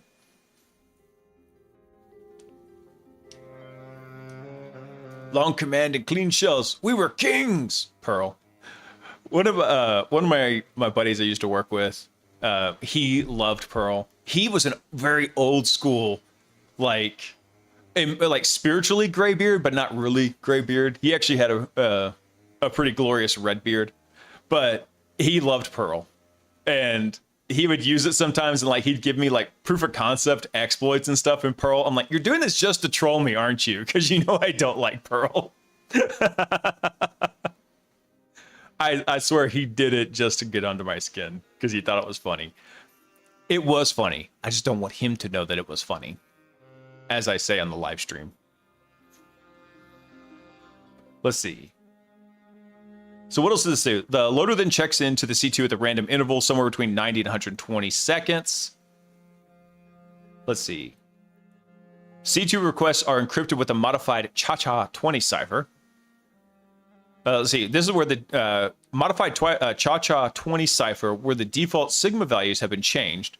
Typically, ChaCha20 uses sigma values like expand 16 byte, expand 32 byte, but the malware replaced those to hard-coded values in here. Scrub. This is so tainted. I remember 160 byte polymorphic boot viruses. Now backdoor brings its own Python installer. What a heresy. I know, right? There's this one fella in the Discord that is always talking about like how to try to make smaller malware. And I don't want to belittle him at all for it, because yeah, like a lot of, even like whenever we're doing labs and stuff and we go generate like an Apollo payload, the Apollo payload is, there's no live TTS.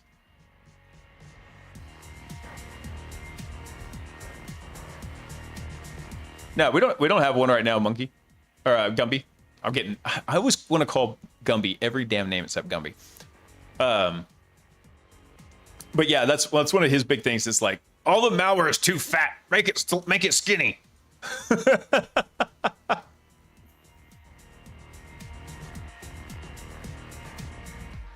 My malware is a quaint 2 terabytes. Damn. Let's see. Anyway, so those encrypted, all the requests for this sucker get encrypted with cha-cha-20. Let's see. So this all might seem complex, but it all amounts to simply sending cha-cha-20 encrypted ping requests, then decrypting and calling exec on whatever the C2 sends back. Since the exec function will be executed the provided value of Python code in memory, this enables the threat actors to run arbitrary Python code on the affected system. So in order to see what code the attacker would run, we built a custom Python script to emulate the C2 protocol and store whatever Python code the C2 sent. Nice. Let's see. So module 1 is a kind of system profiler. I'm gonna just run through these real quick. Let's see. So they did a profiler emulation to catch that. There's a persistence module in here. Actually, let me see what the persistence module does. Let's see. So similar to the profiling module, the persistence module uses CPython to load a DLL, but instead of this DLL, it loads a different one. The second DLL, this time is a native DLL. This time is a native DLL, is a manual DLL loader. That's a weird sentence, Marcus. So it enables the Python script to manually map DLLs into memory without them touching the disk, then calls an exported function. Okay, cool. So while in-memory execution of DLLs is a fairly common evasion technique, it's unusual in such a capability to be implemented from a high-level language like Python. So the cross-language technique of using CPython to load native DLLs likely provides better evasion, as EDRs are less likely to raise detections for Python scripts. That's true, and that's a common, like, reoccurring scenario that a lot of the guys that I work with have seen on various red teams.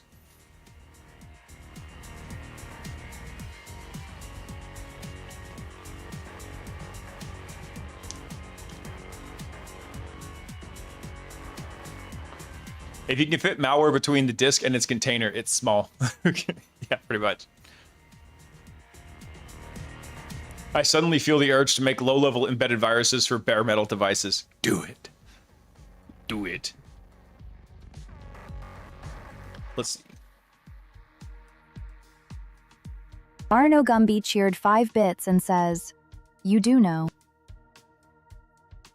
I think you meant to say you do now, but... let me see. So they go on to say also that with this kind of DLL sideloading thing they've got going on, the file could potentially be detected by signature on disk. So its capability to run DLLs in memory enables every subsequent DLL to avoid being written to the disk, though bypassing that kind of detection.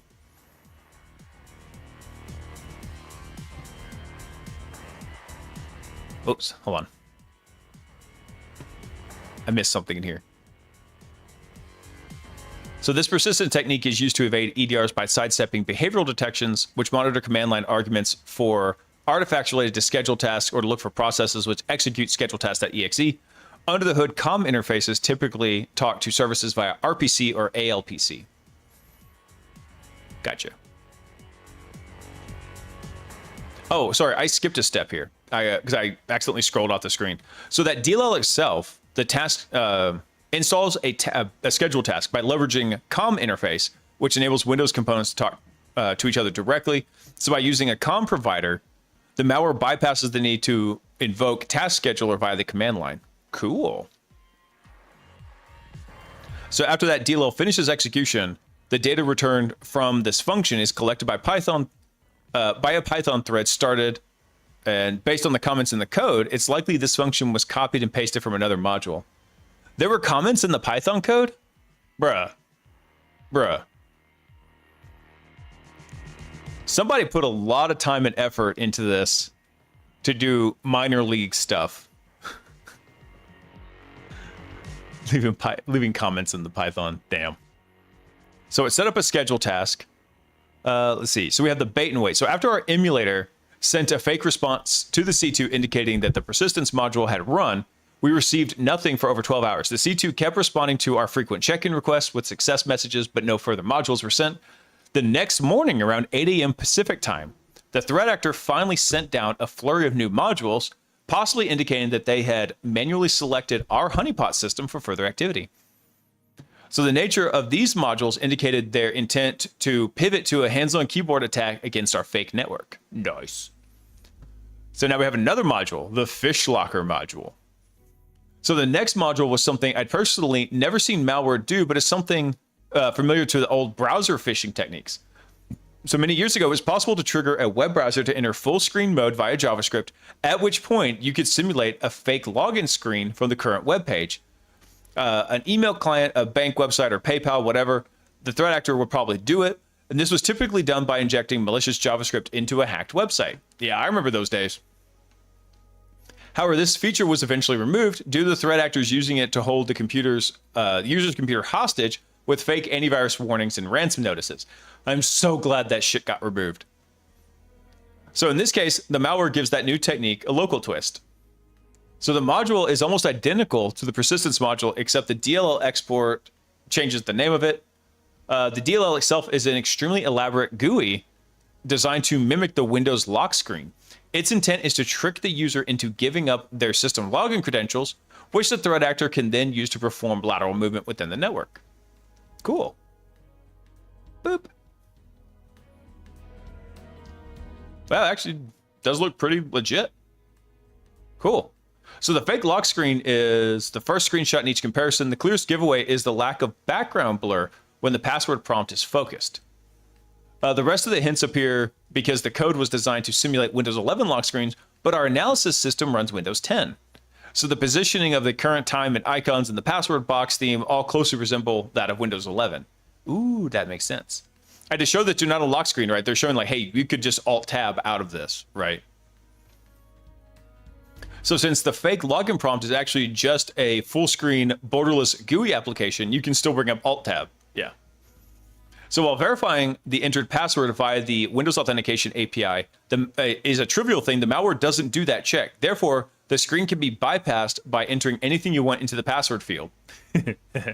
I love doing that. When I get like password phishing crap, I just start throwing in random passwords.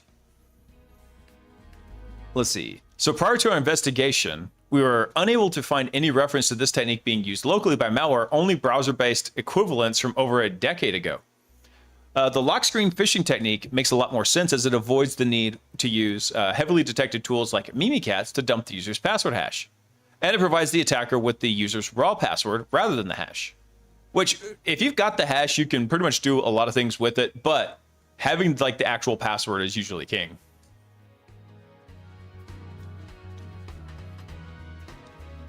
I wonder if Meshtastic could be infected by making an exec data and flash itself to infect the next one. That would be kind of funny. I got a buddy who's tinkering with Meshtastic right now, and I would like to go mess with it some more. I just don't have the time.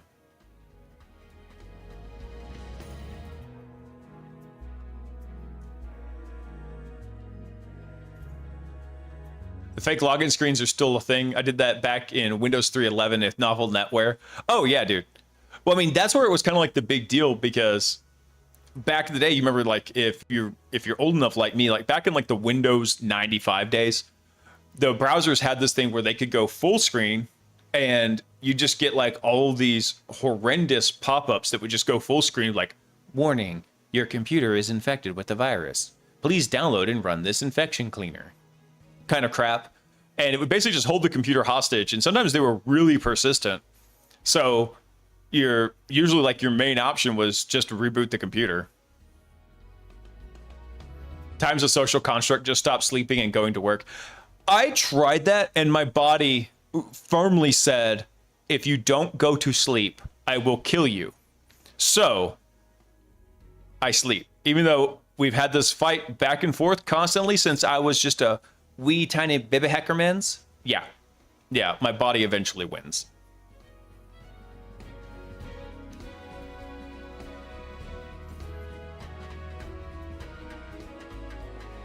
Let's see. So we also have a traffic redirector module. Basically, I'm guessing this is like for proxying. Back connect proxy, reverse proxy, and a proxy server, which the server connects to a client rather than the other way around. Oh, interesting. We have an interactive shell, which is rat mode. This one doesn't come with any hard-coded commands. Commands are sent from the threat actor C2 in real time, and then the responses are added to a Python double-ended queue, which the Python script consumes and sends back to the C2. Okay. Vaguely interesting. Let's see. So there's a VNC Stream Master module. So the VNC module is Python-based VNC server, which acts similar to the other modules. Initiates an outbound connection to the threat actor server rather than trying to listen for incoming connections. That's funny. They really want to get a lot of reverse connections. They don't want to send a lot of that. Let's see. So we did end up writing an emulator for the reverse shell module just to confirm it was actually a hands-on keyboard attack. The threat actor attempted to run several profiling commands before realizing they were not in a real environment and disconnecting. So while we were impressed we made it this far, we weren't able to figure out the threat actor's end goal. So given the kind of network profiling that malware does, even an elaborate honeypot involving physical machines and active malware execution would have likely been insufficient. That's pretty funny. Okay. Damn, they really did just throw like everything into this sucker.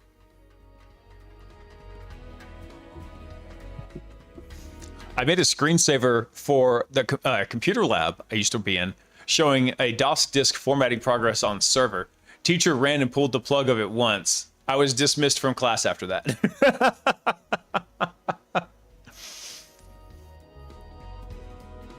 That's pretty funny.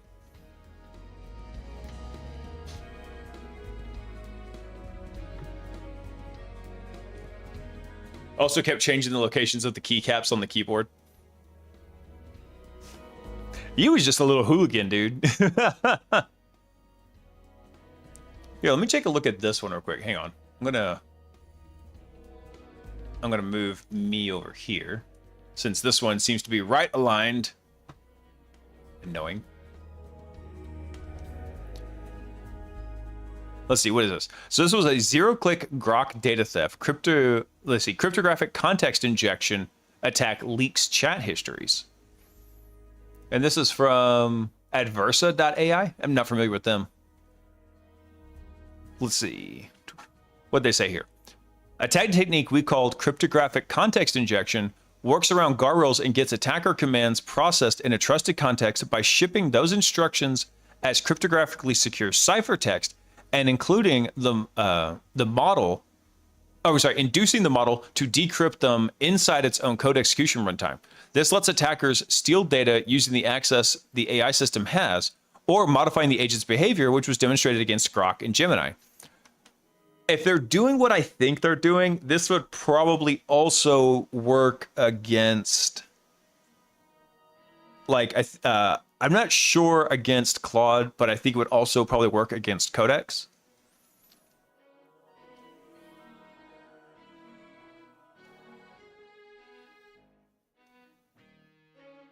There was a political statement. If you still have to look at the keyboard, you don't need to, you don't belong in engineering school. Oh, see, when you said this, I was thinking like elementary school or something. Let's see. Okay, so cryptographic context injection hides malicious instructions inside AES encrypted text, so guardrails can't read them, then tricks the AI into decrypting and trusting them as its own. Okay, this is not what I thought they were doing. So in Grok, an ordinary summarize this page steals the user's chat data with no click or warning. In Gemini, it produces content the model normally refuses. Both are live production systems. Let's see. Strong encryption can't be shortcut in the model's weight, so recovery is forced through code at runtime. In an agentic setting, the decrypted instructions flow straight into the privilege tool with no provenance, and the model treats it as sandboxed output, which is more trusted. So this was reported to XAI in June 2026, still unfixed. Gemini has improved over the summer, but it's not fully closed. Let's see. And how to fix this? It's all about the agent's harness, gate tool calls whose arguments derive from fetched or decrypted content, tag provenance, and alert on chain rather than a single payload. Yeah.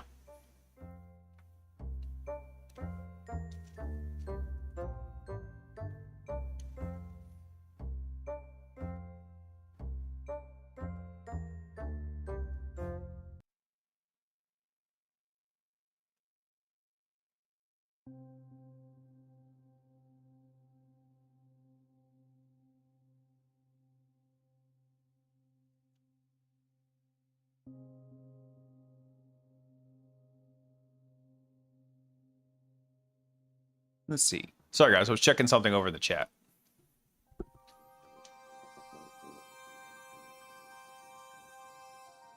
I was born in the USSR, so in elementary school, we were taught how to cook, sew, cut our fingers with table saws, and pick potatoes.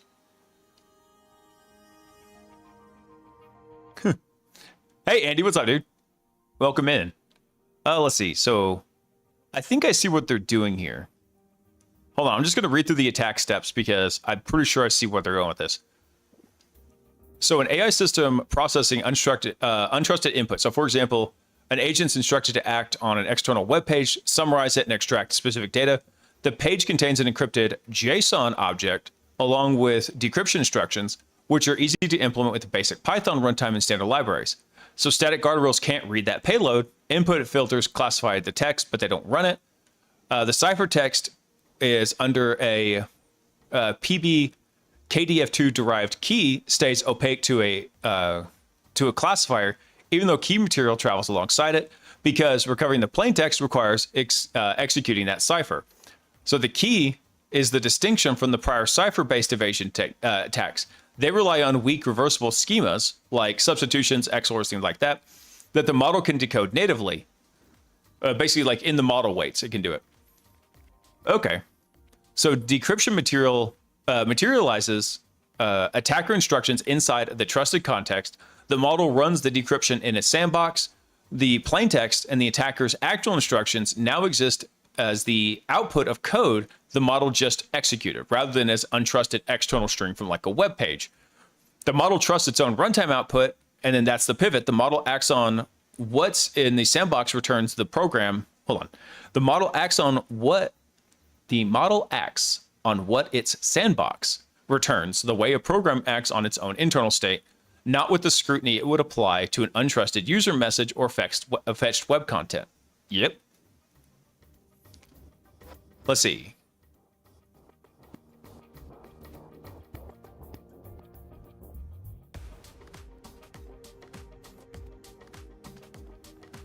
What are we looking at here?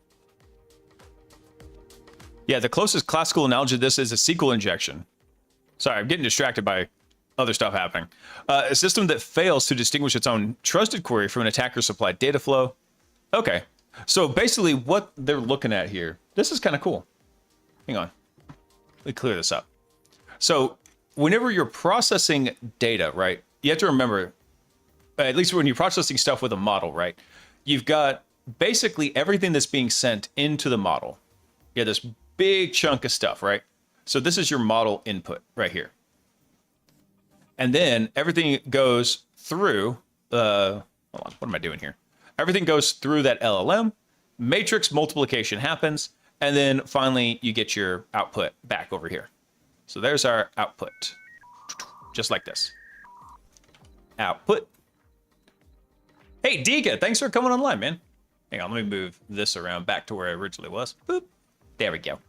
So what they're talking about here is basically how to get this going here. Now, there's another section you can have with this. So like if you've got an agentic system, you're going to have a sandbox down here that you can use to like run code, like Python code, right? And then also we got another section here. So we got a web server, boop, boop, boop, just like this. So what happens here is we send an instruction to the language model that says, you know, hey, go summarize this thing, right? So let's go. We'll say, hey, summarize. Yeah, I know I misspelled it. Just go with it. Warning. Virus infection alert. Hey, Shy Hat. What's up, y'all? Welcome in, Raiders. Y'all have actually got perfect timing because we're talking about something that's actually kind of cool on the LLM agent hacking front. Welcome, guys. Hip hop hack, hip hop hack.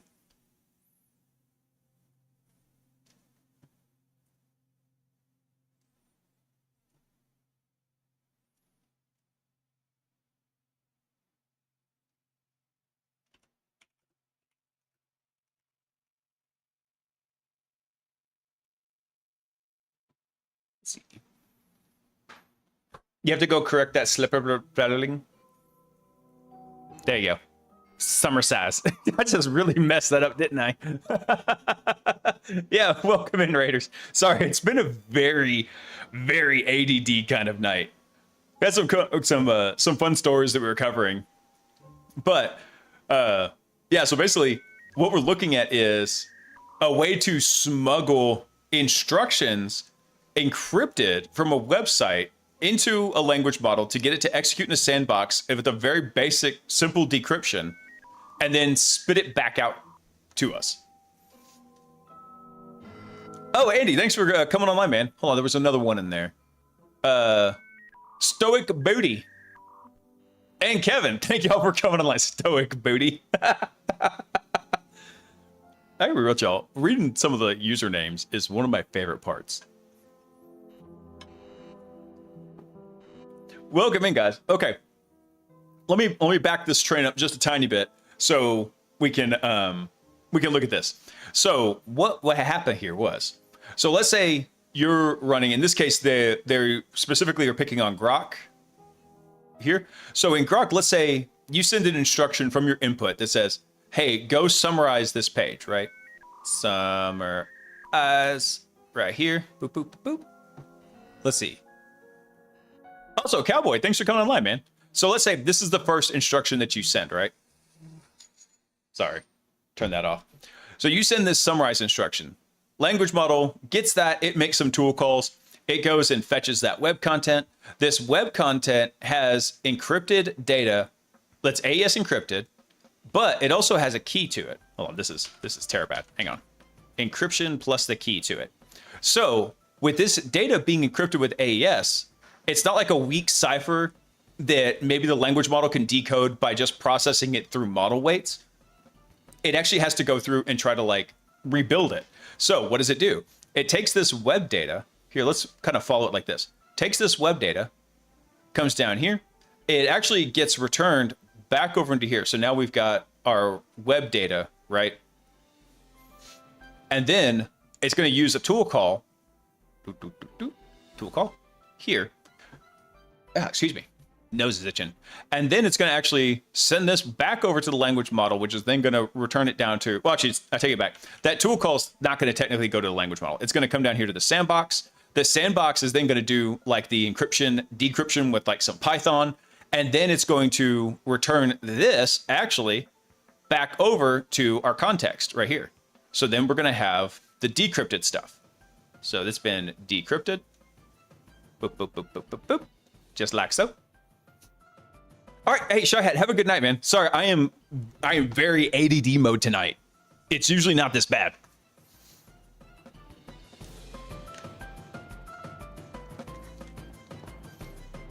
Terabad is such a fun word. It is. Terabad is a really fun word, and it's accurate in a lot of senses. Okay, so after we get through here, that data gets decrypted by the sandbox. It actually gets sent back in, and then I'm going to start a new chain here. We'll do yellow.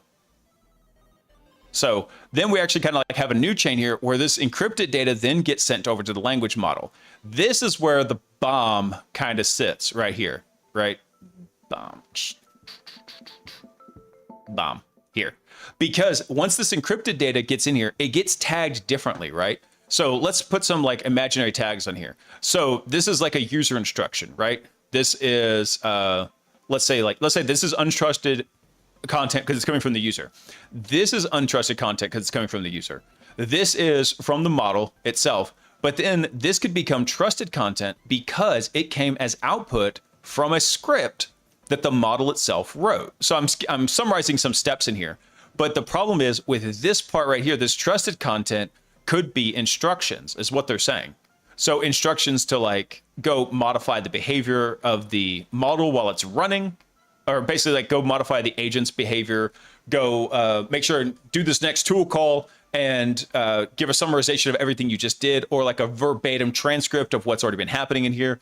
This could then come through and trigger, let me see, we'll do this in yellow again still.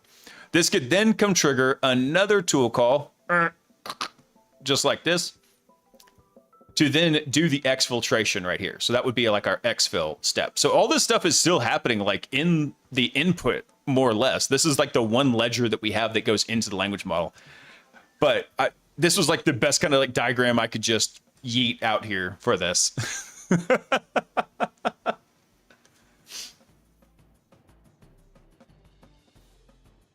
Hack Harder seems like a good addition. Yeah, right. Oh, so hey, Seiso Master, what's up, dude? I didn't see you hop into the chat. Happy Wednesday, everybody.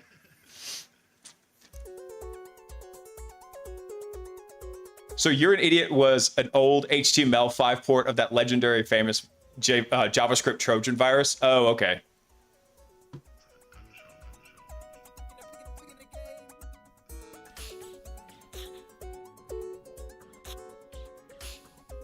Yeah, I do vaguely remember that potion.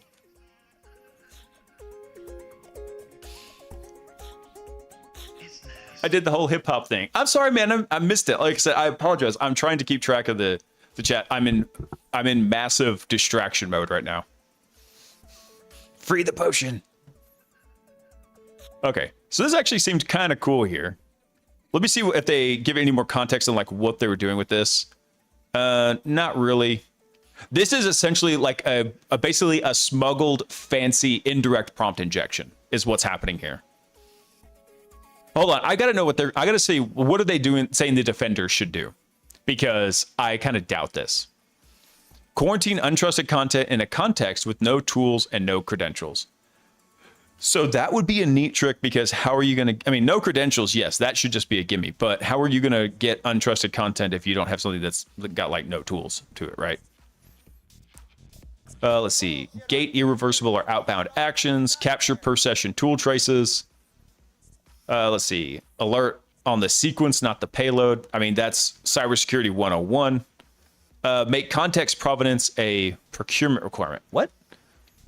Ask vendors whether tool output is separate from instruction channels and whether the agent can refuse tool calls whose arguments originate in fetched content.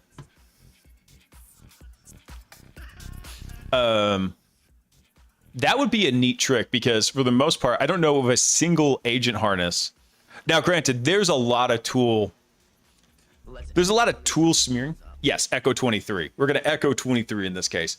There's a lot of tool, like verbiage smearing that happens in this whole space, where essentially what somebody calls an agent, another person might call a harness, might call something else in here.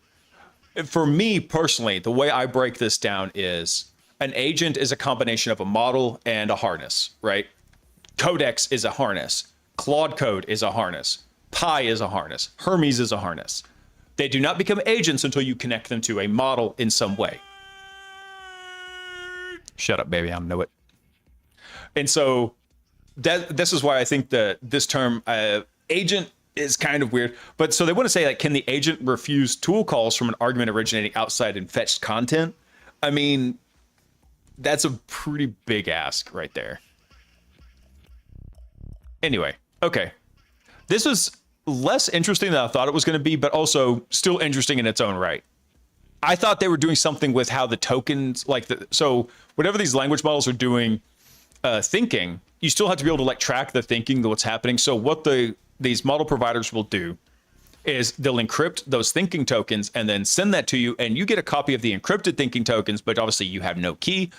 It's got to move fast, so it's not going to be using something like asymmetric key. It's going to be using symmetric, and then it will kind of come through with that. So the idea here is that as you're running these things, they will basically send those encrypted tokens back up to the language model. They get decrypted on the server side and then included to like basically rehydrate. You're so full of crap, Potion. So then it basically will like rehydrate the context before sending it to the model. The model does its responses. It's got its response tokens, tool calls, thinking tokens. Those thinking tokens get re-encrypted before that full output is sent back over to your harness.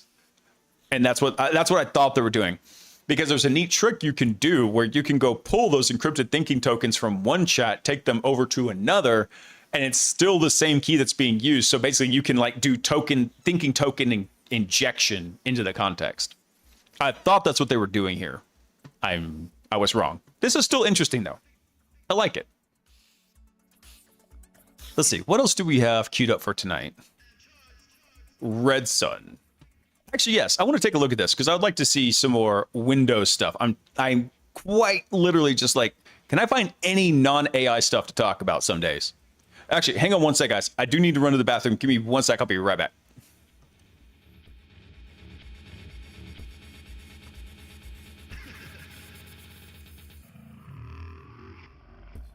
No, I'm not pooping.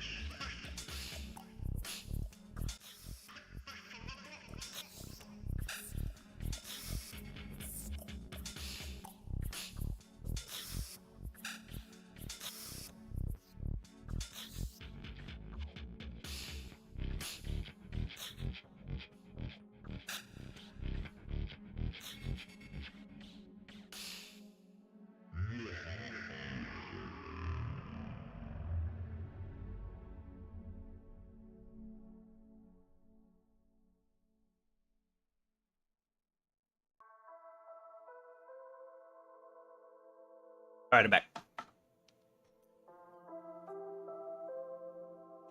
All right, let's see. Woot. I also went to go get some more water and wash my hands too. I mean, well, yeah, I was going to the bathroom, but my hands still smelled rank. I got a shower so bad tonight. It was, for some reason, it wasn't as hot a day outside. And I think because of that, the air conditioner wasn't running as much in the house, and so the office was a little extra warm, and that's so like I'm funky. Got too funky for myself.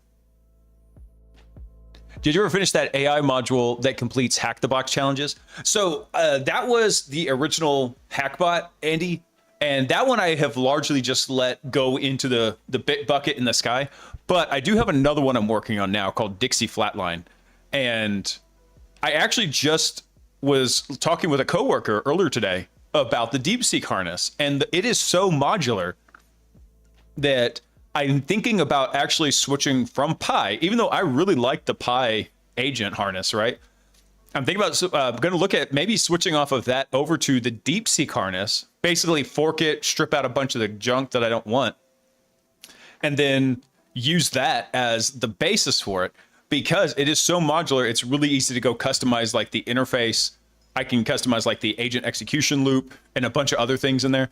So that's kind of where I'm looking at going with it. Plus then I could separate Dixie's like personality and tradecraft stuff into some different modules in there. So I had literally just started looking at that tonight because it looks like it could be pretty cool. I'm also very much waiting for GLM 5.3 to go live on Olama Cloud because it's a big boost over 5.2. So I'm looking forward to whenever that comes out. That model just got open weighted today. So probably like sometime in the next week or so, it'll go live on the Olama Cloud. So I'm very much looking forward to messing with that. All right, let's take a look at this real quick. Imagine a scenario. So what was this one? Red Nova, from arbitrary file write to command execution using COM in Windows. Okay. Like the little Phoenix explosion here. Let's see. So imagine a scenario where you are a low privilege user who can write files as system on the file system, and you want to abuse that primitive to achieve command execution. Okay. I mean, if you can write files as system, that's pretty awesome.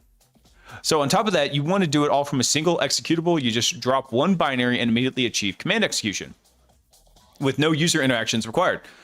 There are many ways to turn arbitrary file write into command execution, and they range from DLL hijacking to dropping a scheduled task file or more. One less common path is through a COM server that is implemented as an executable rather than a DLL. COM hijacking is a well-known technique. When the COM server is implemented as a DLL, you overwrite that DLL with a malicious one, and when the COM object is activated, your DLL is loaded into the victim process. But when the COM server is implemented as an executable, which is out of process or a local server, it can also be hijacked and abused to achieve command execution. So a few months ago, security researchers going by the name of Chaotic Eclipse, we don't know that person, do we? We don't have any idea who this handsome rogue could be that just went on a one-man wrecking crew adventure, main character energy style against Microsoft. Nope.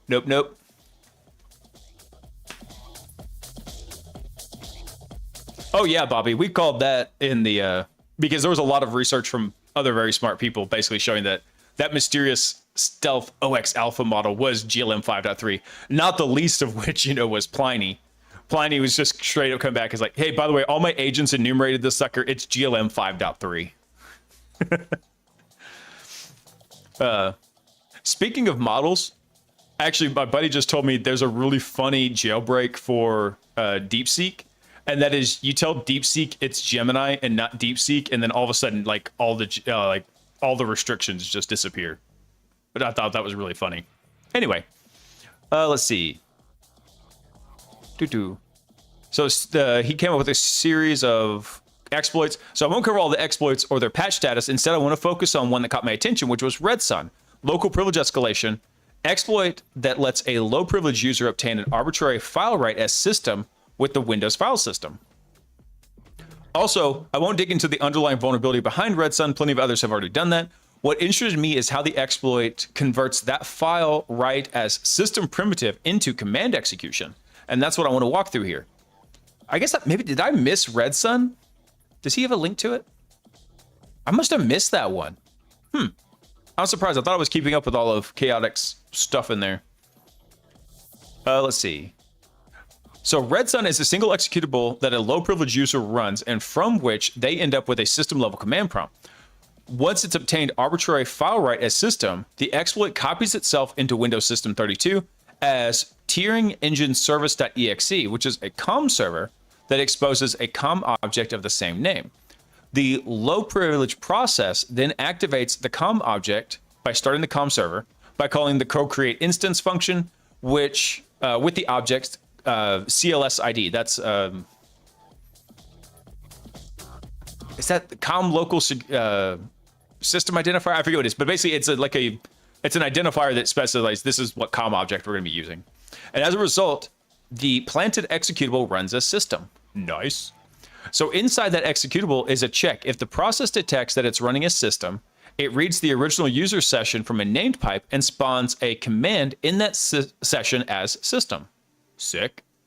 So the interesting part is that the tiering engine service COM object can be activated by a low priv user, yet runs a system, which is not unusual COM behavior.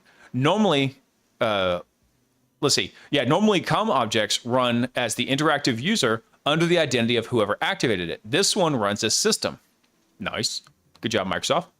So the tiering engine service COM object isn't a typical one because it's tied to a Windows service called the storage tiers management, whatever that is. I mean, there's so many spaghetti code, hard coded old legacy functions that just persist in Windows for weird one-off issues. That's why you find so many of these like Swiss cheese holes in there. Oh, that's just the class identifier. It's kind of like a UUID-esque type identifier in there. But yeah, basically that's what it is. The class identifier. Thanks, Gumby. Anyway, so this storage tiers management service relates to a storage optimizer. And from what I read, the system uses it to manage and move data between different tiers of storage, like faster or slower drives. The screenshot above shows the properties of the COM object obtained through oliview.net. Let's see. So it runs in here. Service DLL, local system, protections, none. So if we check the app ID, we can see it has no run as value. Basically, the field that would normally tell us which security identity the COM server is going to run as. Normally, it has a service value, which maps to the tiering service engine service here. But if we inspect that service, either in a whatever system, we can see that it runs as system. So both screenshots below show that. Yep, runs as what? Where is it? Yeah, local system. Boom. So if we get the app ID back, if we check the launch permissions, we can see that all the authenticated users have permissions to do so. Sick. So the access permission, however, is empty. So an empty value means access falls back to the machine-wide default access permission for COM and DCOM, which by default is basically just administrators. So the screenshot above shows the ACL, and we can see that only high-priv users can access the object by default. So what's really happening here? If we run Process Explorer and filter for that tiering service engine executable, then open PowerShell as a low-priv user and run this create instance from the CLS ID. So I'm guessing that's the class ID for this. Process shows that that executable is being launched, and if we check that properties, we can see it runs the system. Okay, makes sense. So in PowerShell, though, you'll get an access denied error because low-priv users have no access permissions for the object. They do, however, have launch permissions. So, okay, so we can start it, but we can't touch it. So if we can start it, we can have it start and do whatever we want. We just can't touch the COM object. But the executable that's launching to create the COM object can do whatever the hell we want. So the low-priv user was able to launch it and run it as system regardless of whether or not they can actually use it afterwards. That's precisely what Red Sun weaponized to turn its file write vulnerability into command execution. Sick. So you don't have to drop a DLL or plant something in a startup folder. The whole chain is carried out with a single executable. Very cool. So I wondered whether there were other COM objects that could be weaponized in the same way to turn an arbitrary file write into command execution. Which ones they are and how do we find them? So the question led to this article, which I've named Red Nova. Nice, we went from a Red Sun to a Red Nova. Be funny if he called it Champagne Supernova. Nah, never mind, that's an old song. Anyway, so a COM server can be implemented as an executable, which is the case, it's called an out-of-process server, or as a DLL, in which case it's called an in-process server. So the COM server can also be packaged itself as a Windows service, and when a COM server is a regular executable and the client activates it, The RPCSS subsystem via the Windows System Activator launches that executable directly. But when the COM server is packaged as a service, RPCSS instead asks the service controller to start the service. Oh, interesting. So it depends on how you package the executable. Yeah, so if it's a regular executable, it goes to RPCSS for the system activator. But if you package it as a service executable for running like a Windows service, then it passes it over to the service control manager. Nice. Because the server is now a service, it has all the usual service properties. The one that matters most for our purpose is the logon identity, which is the security context running that service. That's how we can get it to run as system. So for a COM object to be backed by service, its app ID has to contain that local service value, naming that service, and the service must be registered under this thing. So almost every COM object that runs a system can be launched by a low-priv user and is backed by a service. Basically, as we can see later, that isn't a hard rule. Okay, I was wondering about this because we haven't mentioned anything about creating a service. Is that something else we're going to trick in this? Okay. So returning to our goal is how do we find other COM objects that share the same properties? So he's going to introduce a strategy, show the results, and discuss how those can be weaponized. All right, so what's the strategy here? So all the information about COM objects lives in the registry, which is straightforward to parse with a PowerShell script. The idea is to walk every CLS ID, every class ID, read its registration and associated app ID, and filter down to the objects that match the pattern we care about. Makes sense. So we keep only out-of-process servers, those backed by a local serv32 executable or hosted by a service, and discard anything registered to run as an interactive user. Because if it was set up to run as an interactive user, we would lose those system permissions. The program would spawn, and then it would basically get an impersonation token as that. I think it's an impersonation token as the user that started the whole thing up. Instead, we want it to maintain those system privileges. So from what's left, we parse the binaries, launch permission, security descriptor, and keep only objects that allow low privilege principals like everyone or authenticated users or similar to allow it to launch it. Because we don't care about interaction permissions. We just care about launch permissions. Those are two different things. One is, can you start it? One is, can you touch it after you start it? We don't care if you can't touch it. We just care can you get it going? So for every surviving candidate, we resolve the backend service as its logon identity using WMI and the registry, so either one can come up empty, and confirm the effective executable path. Finally, we drop anything hosted inside service.exe. Let's see, because that's a DLL in shared host cases. It doesn't pair well with the overwrite the backing executable primitive. No, you don't want to overwrite service.exe, service host. So what remains is an interesting set. So we have a standalone executable backed COM objects that low privilege users can launch, but which run under a more privileged identity, usually system. And by the way, the hosting service, by way of the hosting services logon account. Cool. So what do we find here? We found co-filter pipeline COM object.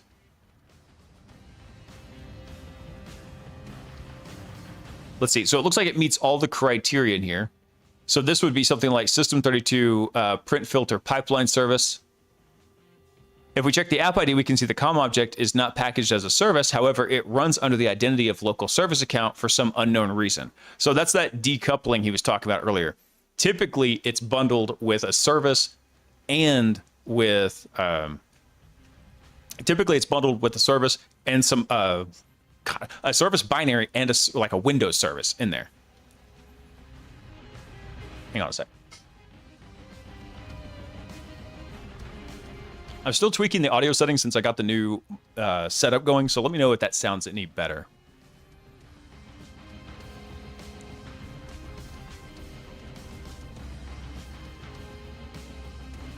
So the question is now, so after finding this one particular suspect is, can we weaponize the COM object to use in our exploits?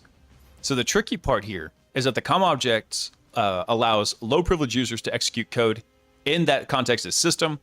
And this is a different object than used in Red Sun. However, it's still, this is still a privilege escalation because the local service token has SC impersonate privileges. Nice. However, this one is an important problem we need to solve when weaponizing this COM object into an exploit such as Red Sun. So when you copy a file to a folder in Windows. If you have permissions to copy the file there, the destination file will inherit the discretionary ACL of that parent directory. So in a normal situation, if you have permission to copy a file to System32, the executable will have a DACL, discretionary ACL, like this one. We say system users, all this other stuff. And as you can see, the file inherits the permissions from the System32 folder, and the owner of the file, as expected, is administrator because the administrator copied it. Okay. However, for a normal executable inside System32, we see the same DACL, but the owner is trusted installer instead of administrator. I always forget like what. I mean, I know there's a difference to it, but I forget the fine details to it. So that DACL is the same, but now trusted installer is the owner. So for the print filter service line to be launched as the local service when the COM object is activated, the local service account must have read and execute permissions on the file itself on disk, regardless of the COM launch permissions. However, we can't see the account inside the DACL above. The permissions for this account are not explicitly included in that DACL. However, the users group contains authenticated users, which in turn exist in the token of, which in turn exists in the token of local service. Okay, Windows internal starts getting deep in here.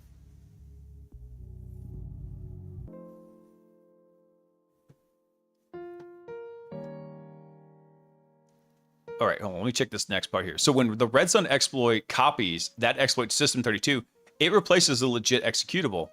So the DACL is going to look different. And as you can see, the users group no longer exists. So when we trigger the COM activation from the exploit, we'll get access denied because local service does not have read and execute permissions on this file. But there's a simple solution. If we look at that discretionary ACL again, we can notice that the owner of the file is test user, which is the low privilege user we use to run the exploit. So I expected the owner to be system because the file copy is handled by Defender and the Cloud API. However, it seems that the owner stays as the original owner for this Red Sun exploit. So because we're the owner, we can simply function inside the exploit. We can use a simple function inside the exploit after copying the exploit to that System32 folder before triggering COM activation and give the local service account full control over the file. Nice. So in this case, we can avoid the access denied error, and the exploit will run as a local service, allowing us to successfully escalate the privileges. Nice. Cool. He's got like a whole slew of these in here. So we got the data protection shield COM object. I'm not surprised I haven't heard of these, but I've never heard of these. So there's a lot of COM objects present on both Windows 11 and Server 2025 that fit our theory that could serve as escalation, but there are some exceptions into this. So the data protection shield COM object, whose server is in System32, if you try to weaponize it by replacing that executable with your own, you're going to hit an error. Windows can't verify the digital signature for this file. A recent hardware or software change might have installed a file as assigned incorrectly, or it's damaged, or that might be malicious software from an unknown source. So it's doing file integrity checks. Some Windows executables are required to pass a digital signature check before they're allowed to run. So if you edit or replace such a binary, the OS can no longer verify its signature, and the execution is going to fail. So a quick way to tell whether or not the binary is signed is to check Digital Signatures tab in the File's Properties dialog.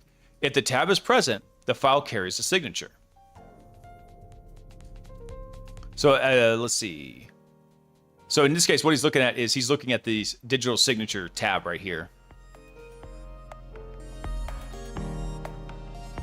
Let's see. So inspecting that tab shows the binary. It was signed by Microsoft, expected.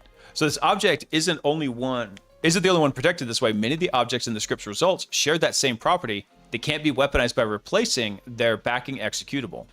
RIP. Let's see. What about this one? Perception Simulation Co-class. Microsoft, what are you doing here? So the COM object exists only in Windows 11, and it's packaged as a service called the Windows Perception Simulation Service. It enables spatial perception simulation, virtual camera management, and spatial input simulations. Why would you include that in like the base operating system?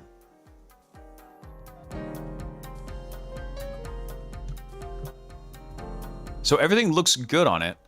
The object does not require any special modification if you want to weaponize it with redstone. Okay, cool. All right, he's got a couple more in here that he was looking at. I'm going to go ahead and skip over those. But that's pretty cool. I like the investigative technique. I love the ones, the blogs were like, they're like, hey, this is where we went. This is where we ran into issues and all this other stuff. I love those. Because too many times, like, you see this perception of these security researchers and they just provide like this really polished, like, oh, then we did this, then we did this, then we did this. Bam, it works. I'm the greatest. But in actuality, there's a whole lot of try and fail in there. Reminds me of how my old Chromebook could be controlled with my face. I'm just imagining the point and click interface just being like you're holding the screen, you're just slamming your face into it, and send email. Reply to email.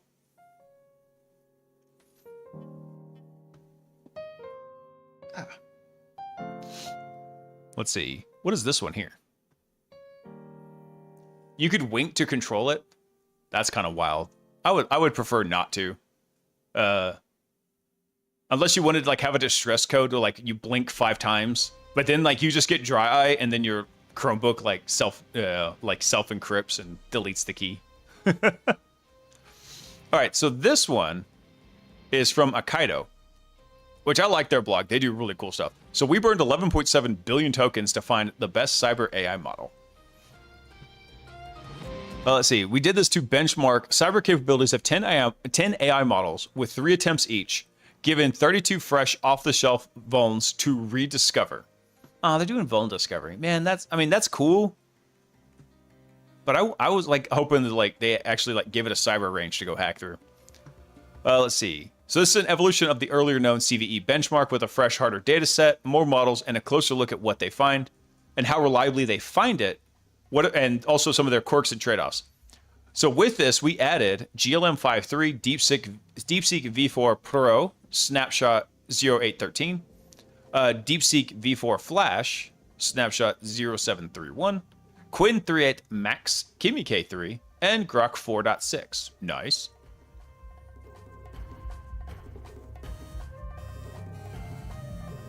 Okay, this is something I cannot understand, guys. What the hell is this inverse x-axis? Why are you starting at some arbitrary value and then decreasing to another arbitrary value? No. Y-axis, fine. Starts low, moves high. X-axis, why does it start high and move low? I get where you're trying to go with this, but please stick to standard graph dynamics, please.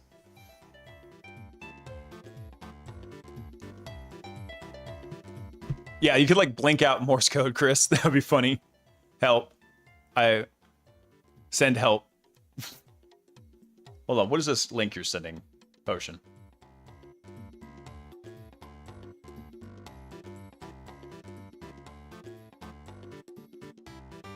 Okay, we'll check that out in a minute. Yeah, let me check out this article and then we'll wrap up with that one. All right, so what do they got here? Let me see. So it looks like it's the first, second, and third run of these. This is the part that's kind of crazy because, let's see. I can't tell like where they're going. Like, did they start here? Is this the first run, second run, third run? Like, where are they going with this? This graph needs work. Akaido, I like your blog. You do really cool work. This graph, solid C+. All right. Now, one of the cool things is, like, GPT-5.6 Luna actually didn't do so bad, right? It's at the 70% mark, but it's like, what is that? About 70 bucks right here. DeepSeek V4 Pro, also not bad, right? It's up here. Actually, DeepSeek V4 Pro on the 0813 snapshot scored the highest and had a pretty low cost to it, right? What's that, about 260? About? Maybe 275? Not bad. GLM 5.3 I'm liking a lot, even though its price was a bit higher in here. Now, when they're doing the pricing on this, probably what they're doing is they're talking about like what's the official like API pricing, not like how much it would be like if you're working on a subscription. Let's see. So DeepSeek V4 Pro find the most vulnerabilities. Pooling 3 runs reached 28 of 32 vulnerabilities. The most expensive model is not required. So 3 DeepSeek Pro runs cost about $295 and outperformed Opus 5, Grok 4.6, and GPT 5.6 Sol. 3 flash runs cost $108 and reached 24, matching Grok's best individual pass for less than a quarter of the cost. Nice. Models are inconsistent at recall. Repetition remediates it. So single runs miss the breadth of findings, but pooling across runs fills the gap. So DeepSeek Pro finds 17 vulnerabilities on its first pass, but 28 across all 3. So what that means is, if I'm reading this right, it found exploits, but it didn't find like the same one each time.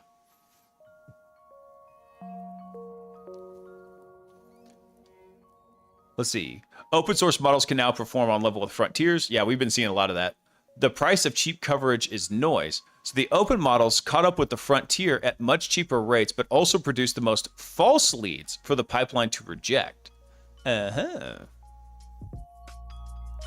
see. So how did this work? So we curated 32 vulnerabilities across real-world repositories and asked each model to rediscover them from source. Each model ran the complete set of 32 cases 3 times for a total of 96 runs. This lets us measure how many vulnerabilities a model can find and how many it can find reliably. So the setup was a bounded version of the harness behind our OpenAI code analysis. Oh, sorry, not OpenAI, just our AI code analysis system. We replaced the model for the primary stage responsible for code exploration and reasoning with each of our contenders and gave the agent 30 turns max. So the models also don't have any internet access, so they have to just read the code.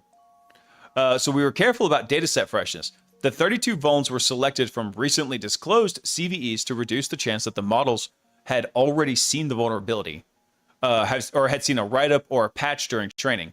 The goal was to test vulnerability reasoning rather than memorization of well-known bugs. So the cases, prompts, tools, and evaluation policy were all frozen across these runs. So they were testing the recall, which is how many vulnerabilities the model actually found, the precision, which how many of the findings reported were accepted, and the pass. So one full run of our model was 30 against those 32 vulnerabilities. So the performance of the language models depended largely on the problem at hand. So problems generally punish model output variance when you need reproducibility or reliability of the outcome. So give an agent the same task in 3 fresh sessions, it may solve it in 3 different approaches. None of the approaches necessarily has to be wrong, but the variation makes the system unpredictable, which is generally not good. As the same input, same system, you get different output. I mean, that's just that non-deterministic nature of those language models.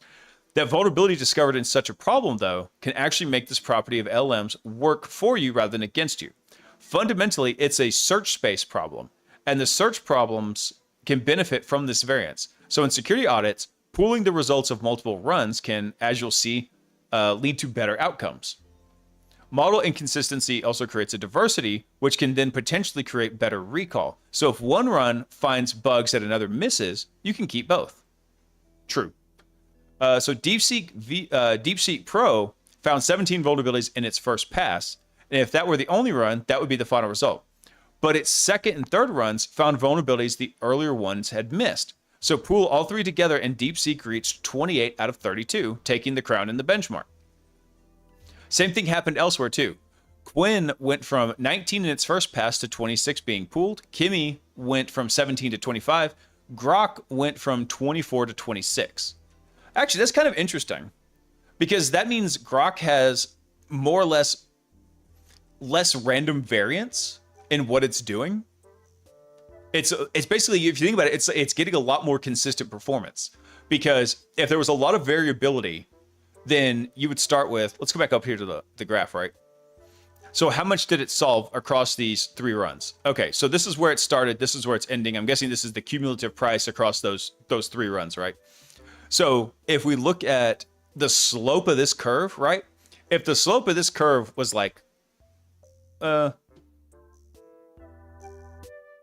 trying to think how to describe it in here. But basically, as you see it like making these big jumps. So look here.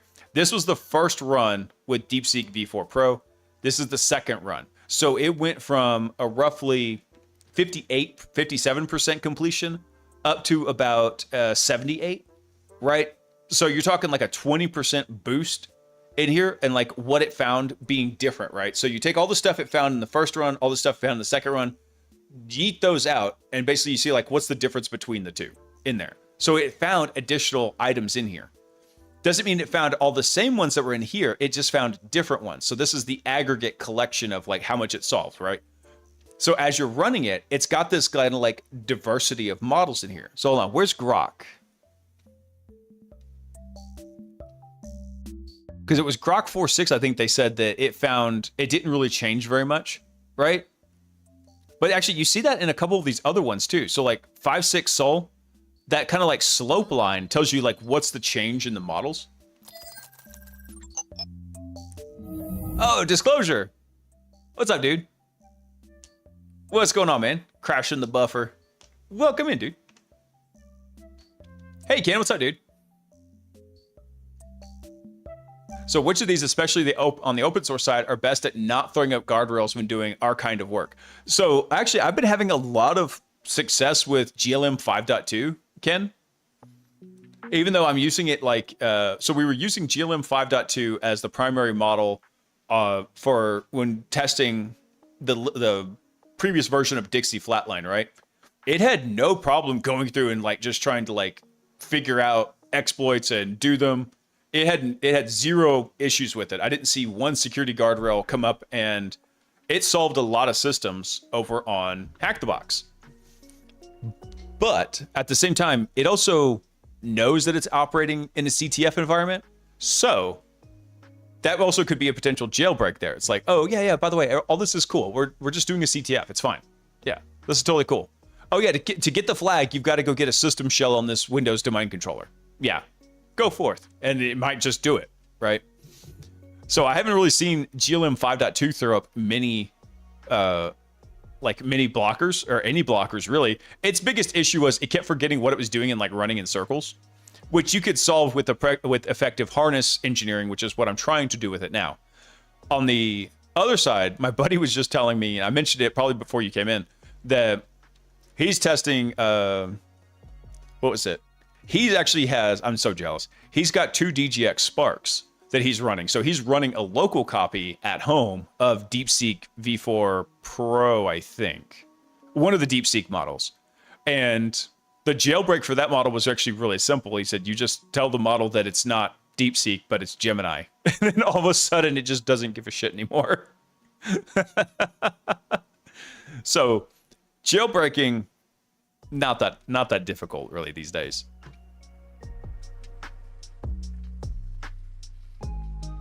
Let's see. That's really interesting. Hold on, let me see here. So it said, hold on, it said Grok went from 24 to 26. I'm trying to math this out real quick. So there's 32 out of here, right? So basically, one exploit is going to get you 3 1/8% in here, right? So if it goes up by 2, we're going to get an extra 6 1/4%. But that doesn't follow this graph here.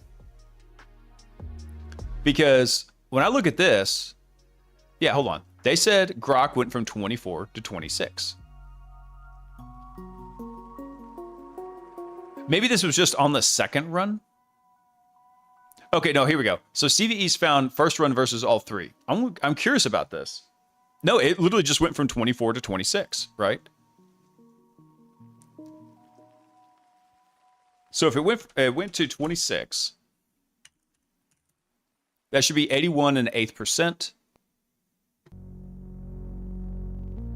I'm just double checking them. Okay, so yeah, it went from there. Okay, so it does check out in here. But this is what I was looking at. This kind of like slope of this line right here.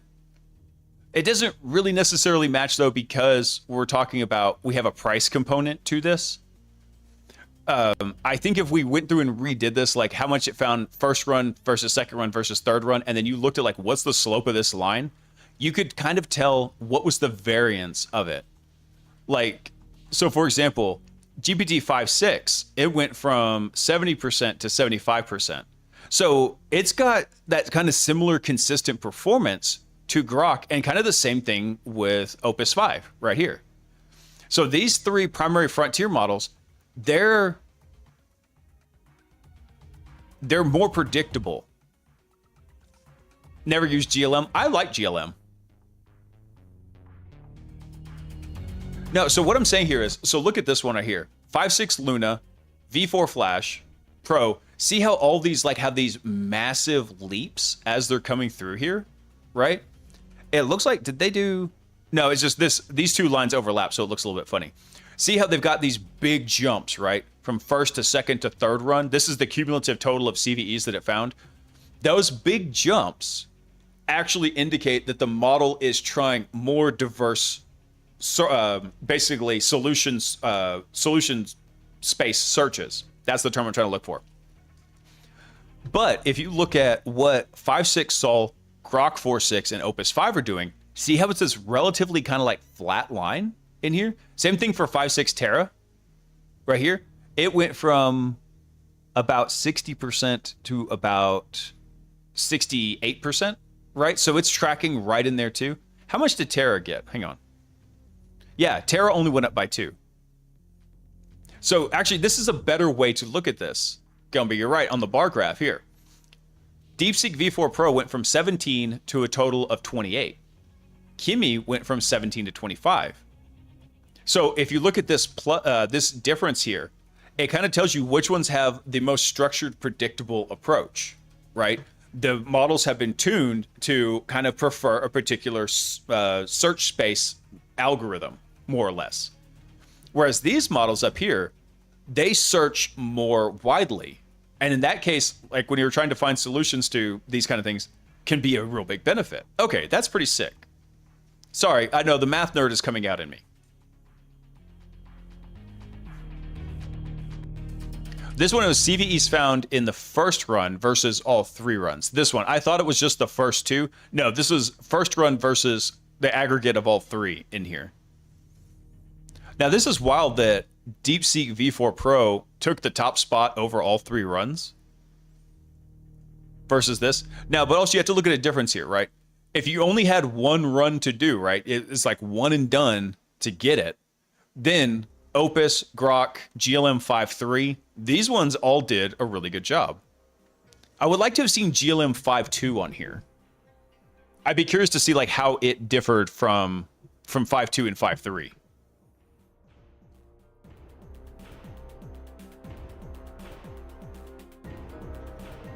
So it's funny they said Grok was the most consistent because there were a lot of others in here that went like +2, right? 2, 2, 2. Well, actually, hold on. Consistent could also mean like it found the same vulnerabilities like repeated times, right?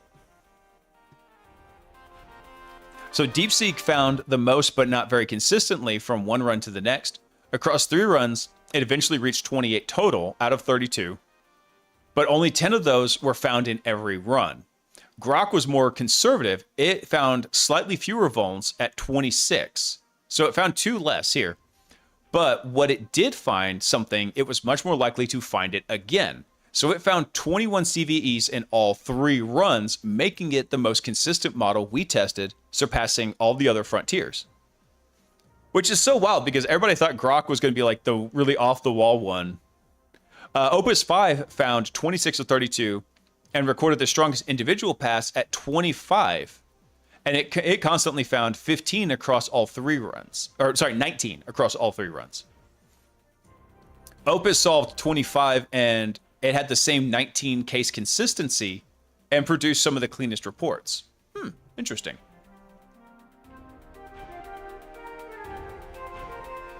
Now, here's where it really gets important. Our false positives, too, because you've got to compare this against, like, did it actually find a solution, or did the model like fake itself out thinking it did? So the DeepSeek models also produced far more candidate findings than other models. The aggressive exploitation helps its recall, but it also meant more false leads for the rest of the pipeline to filter out. So there's a pretty clear pattern here where the premium price of Frontier comes at reduced cost of post-run triage and better consistency. No, there's a very simple solution. What you do is you go have DeepSeek run through and find all the candidates, and then you have something like GPT-5.6 Terra, which is not like a super expensive model, right? It's less expensive than Sol. Go through and triage them. Boom, done.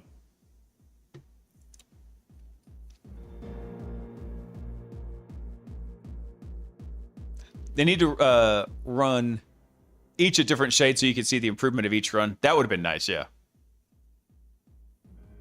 Let's see. So DeepSeek Pro was the hungriest model in the benchmark. It used the most investigation budget with a median of 24 turns out of the 30-turn max limit we gave our agents. Opus was the most relentless of all the closed frontier models. Investigations that returned no candidates took a median of 29 turns, but the ones that produced a candidate only took 19. Interesting.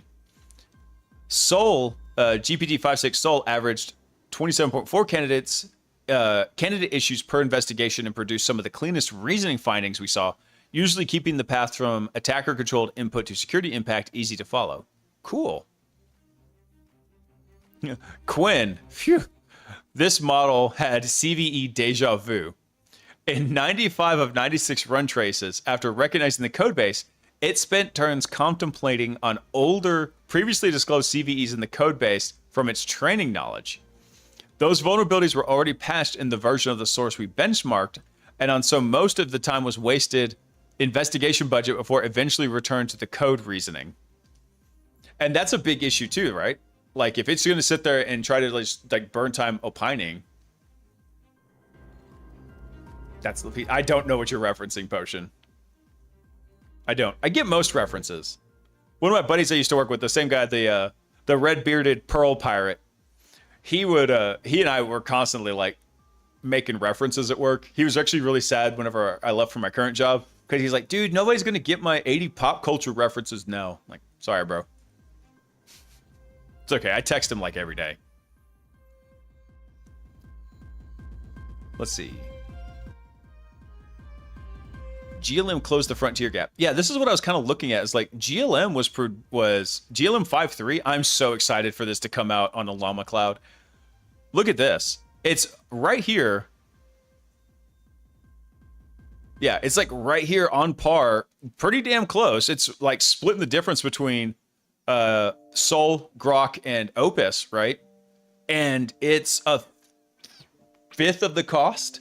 Right? It's like right at about, a third of the cost. It's right at about $500 for these runs versus like $1,500 here. That's nuts.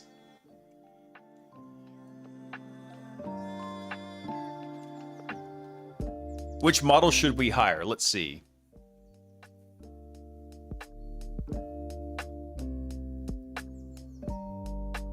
Basically, this is kind of cool. They broke it down by total cost per CVE found. So DeepSeek V4 Pro, it was $10.55, but you also have to go through like where that comes out, right? Because they also said that DeepSeek had all the false positives in there.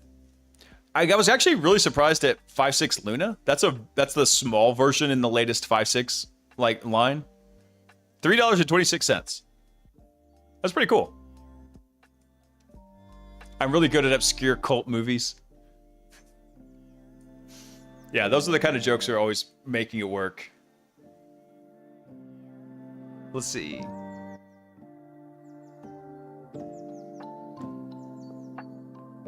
Johnny Silverhand. That was pretty cool. Okay, that's a neat investigation. And again, it reiterates my excitement. I really want to try GLM 5.3. All right, hold on. Let me check this Chromebook video that Potion sent real fast. And then unfortunately, that's where we got to wrap it up. Let's see. Skip to 4 minutes, he said.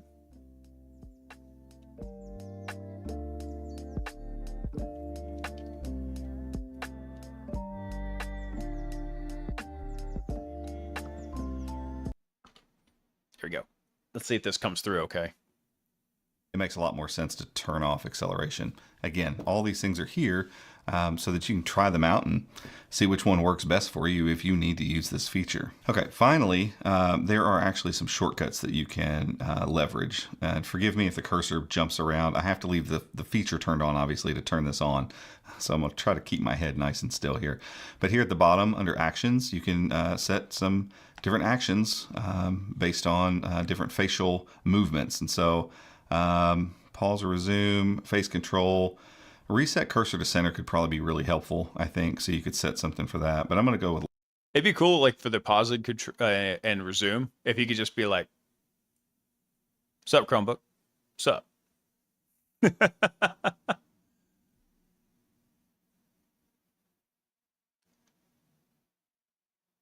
Let's see. One of my favorite movies was Empire of Darkness. Dad vibes with swashbuckling sword fighting. I don't know if I've seen Empire of Darkness, Chris. Oh no, I'm still getting to it. I'm just checking on the chat here. Left click. So I'm gonna go to left click and I'm gonna hit next. And then we get to choose. So you can see there's a kind of a little animation for each one that kind of just shows you what they're trying to get across. So like move your mouth left, it would be kind of this number. But I think there's another shift your jaw. So I'm guessing this.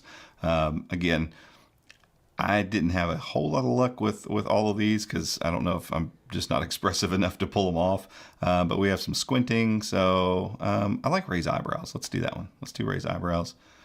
That's fine. I have no idea that Chrome even did this. Oh, here we go. This is actually new. I haven't messed with this yet. And so, yeah, so raise my eyebrows. And you can kind of see that meter down there. It's letting you know.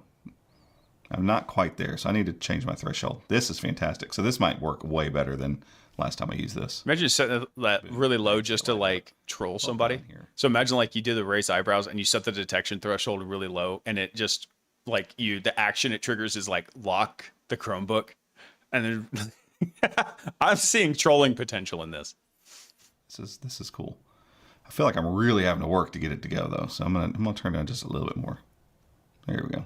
I don't do that very often. I don't like look at my screen and sit there and do this, so I think I'd be safe. You don't wiggle your eyebrows at your computer, bro? Now, how do you riz the machine all spirit? of my cursor settings done, and I have a left click set up. So I'm gonna what do I want to go to? I'm gonna go to wallpaper and style. Boom. Accessibility.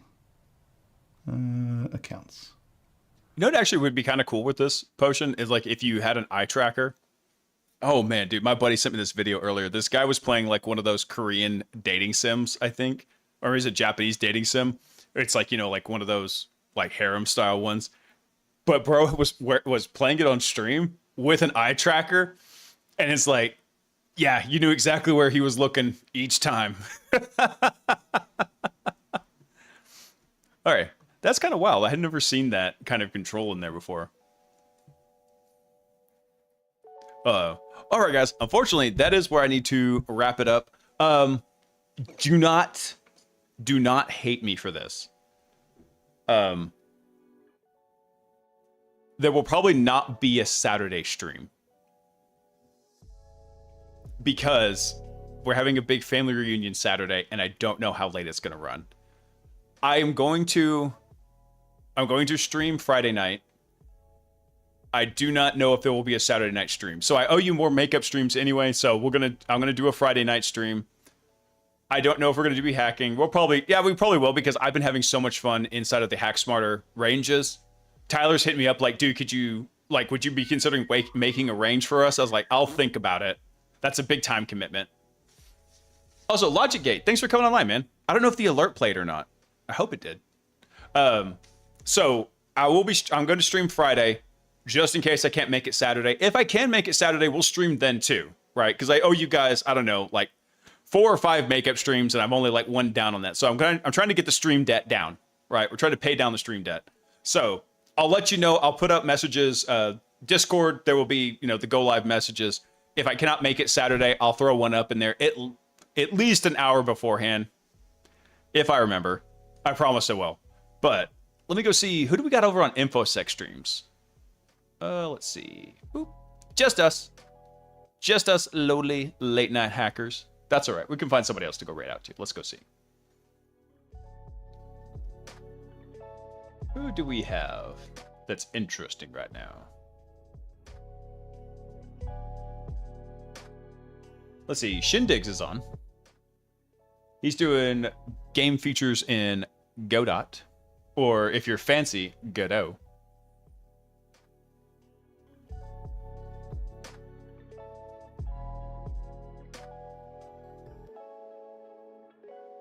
Let's see. Who else do we have on right now?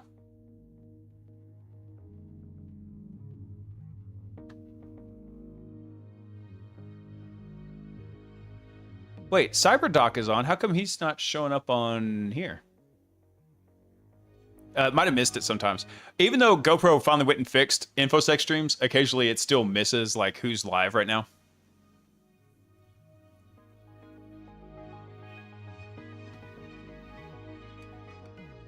Let's see. We also have Dark Side Diaries, which Dark Side Diaries is really good. Yeah, we re-rated Moo Hoodies last time though. We'll just spread the love around. You know what? Zed is on. We haven't rated Zed in a while. Where did I see him? What's he on? He's doing game demos right now. Stalker Chernobyl. Ooh, neat. Actually, you know what? Old Man Felonious is on. Doing ADHD raw dog and things tonight. Okay, you know what? We'll go right over to Old Man Felonious. He's always tinkering with something on there. So, yeah, but Zed's playing a game tonight. So, all right, guys. We'll go ahead and get that set up. I will catch all you guys. Where's the button? Hold on. I'm still working on the layout of everything here so I can, like, see the stream deck now that I've got this in here. Boop. I will catch up with y'all at least on Friday night. I will let you know about Saturday as that time gets closer because, like I said, I got a big family reunion. I don't know how late it's going to go. But I'll let you know. I'll catch you all Friday night. We're going to do a little bit more Hackermans, playing around in Hack Smarter.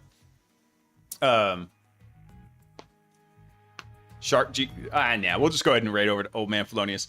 Everyone, y'all have a fantastic rest of your week. I want you to remember Crushing It mode is still in full effect. Friday night will be read-only Crushing It mode, except here on the stream. We're going to full send it, but not at work. We're going to do it in the lab.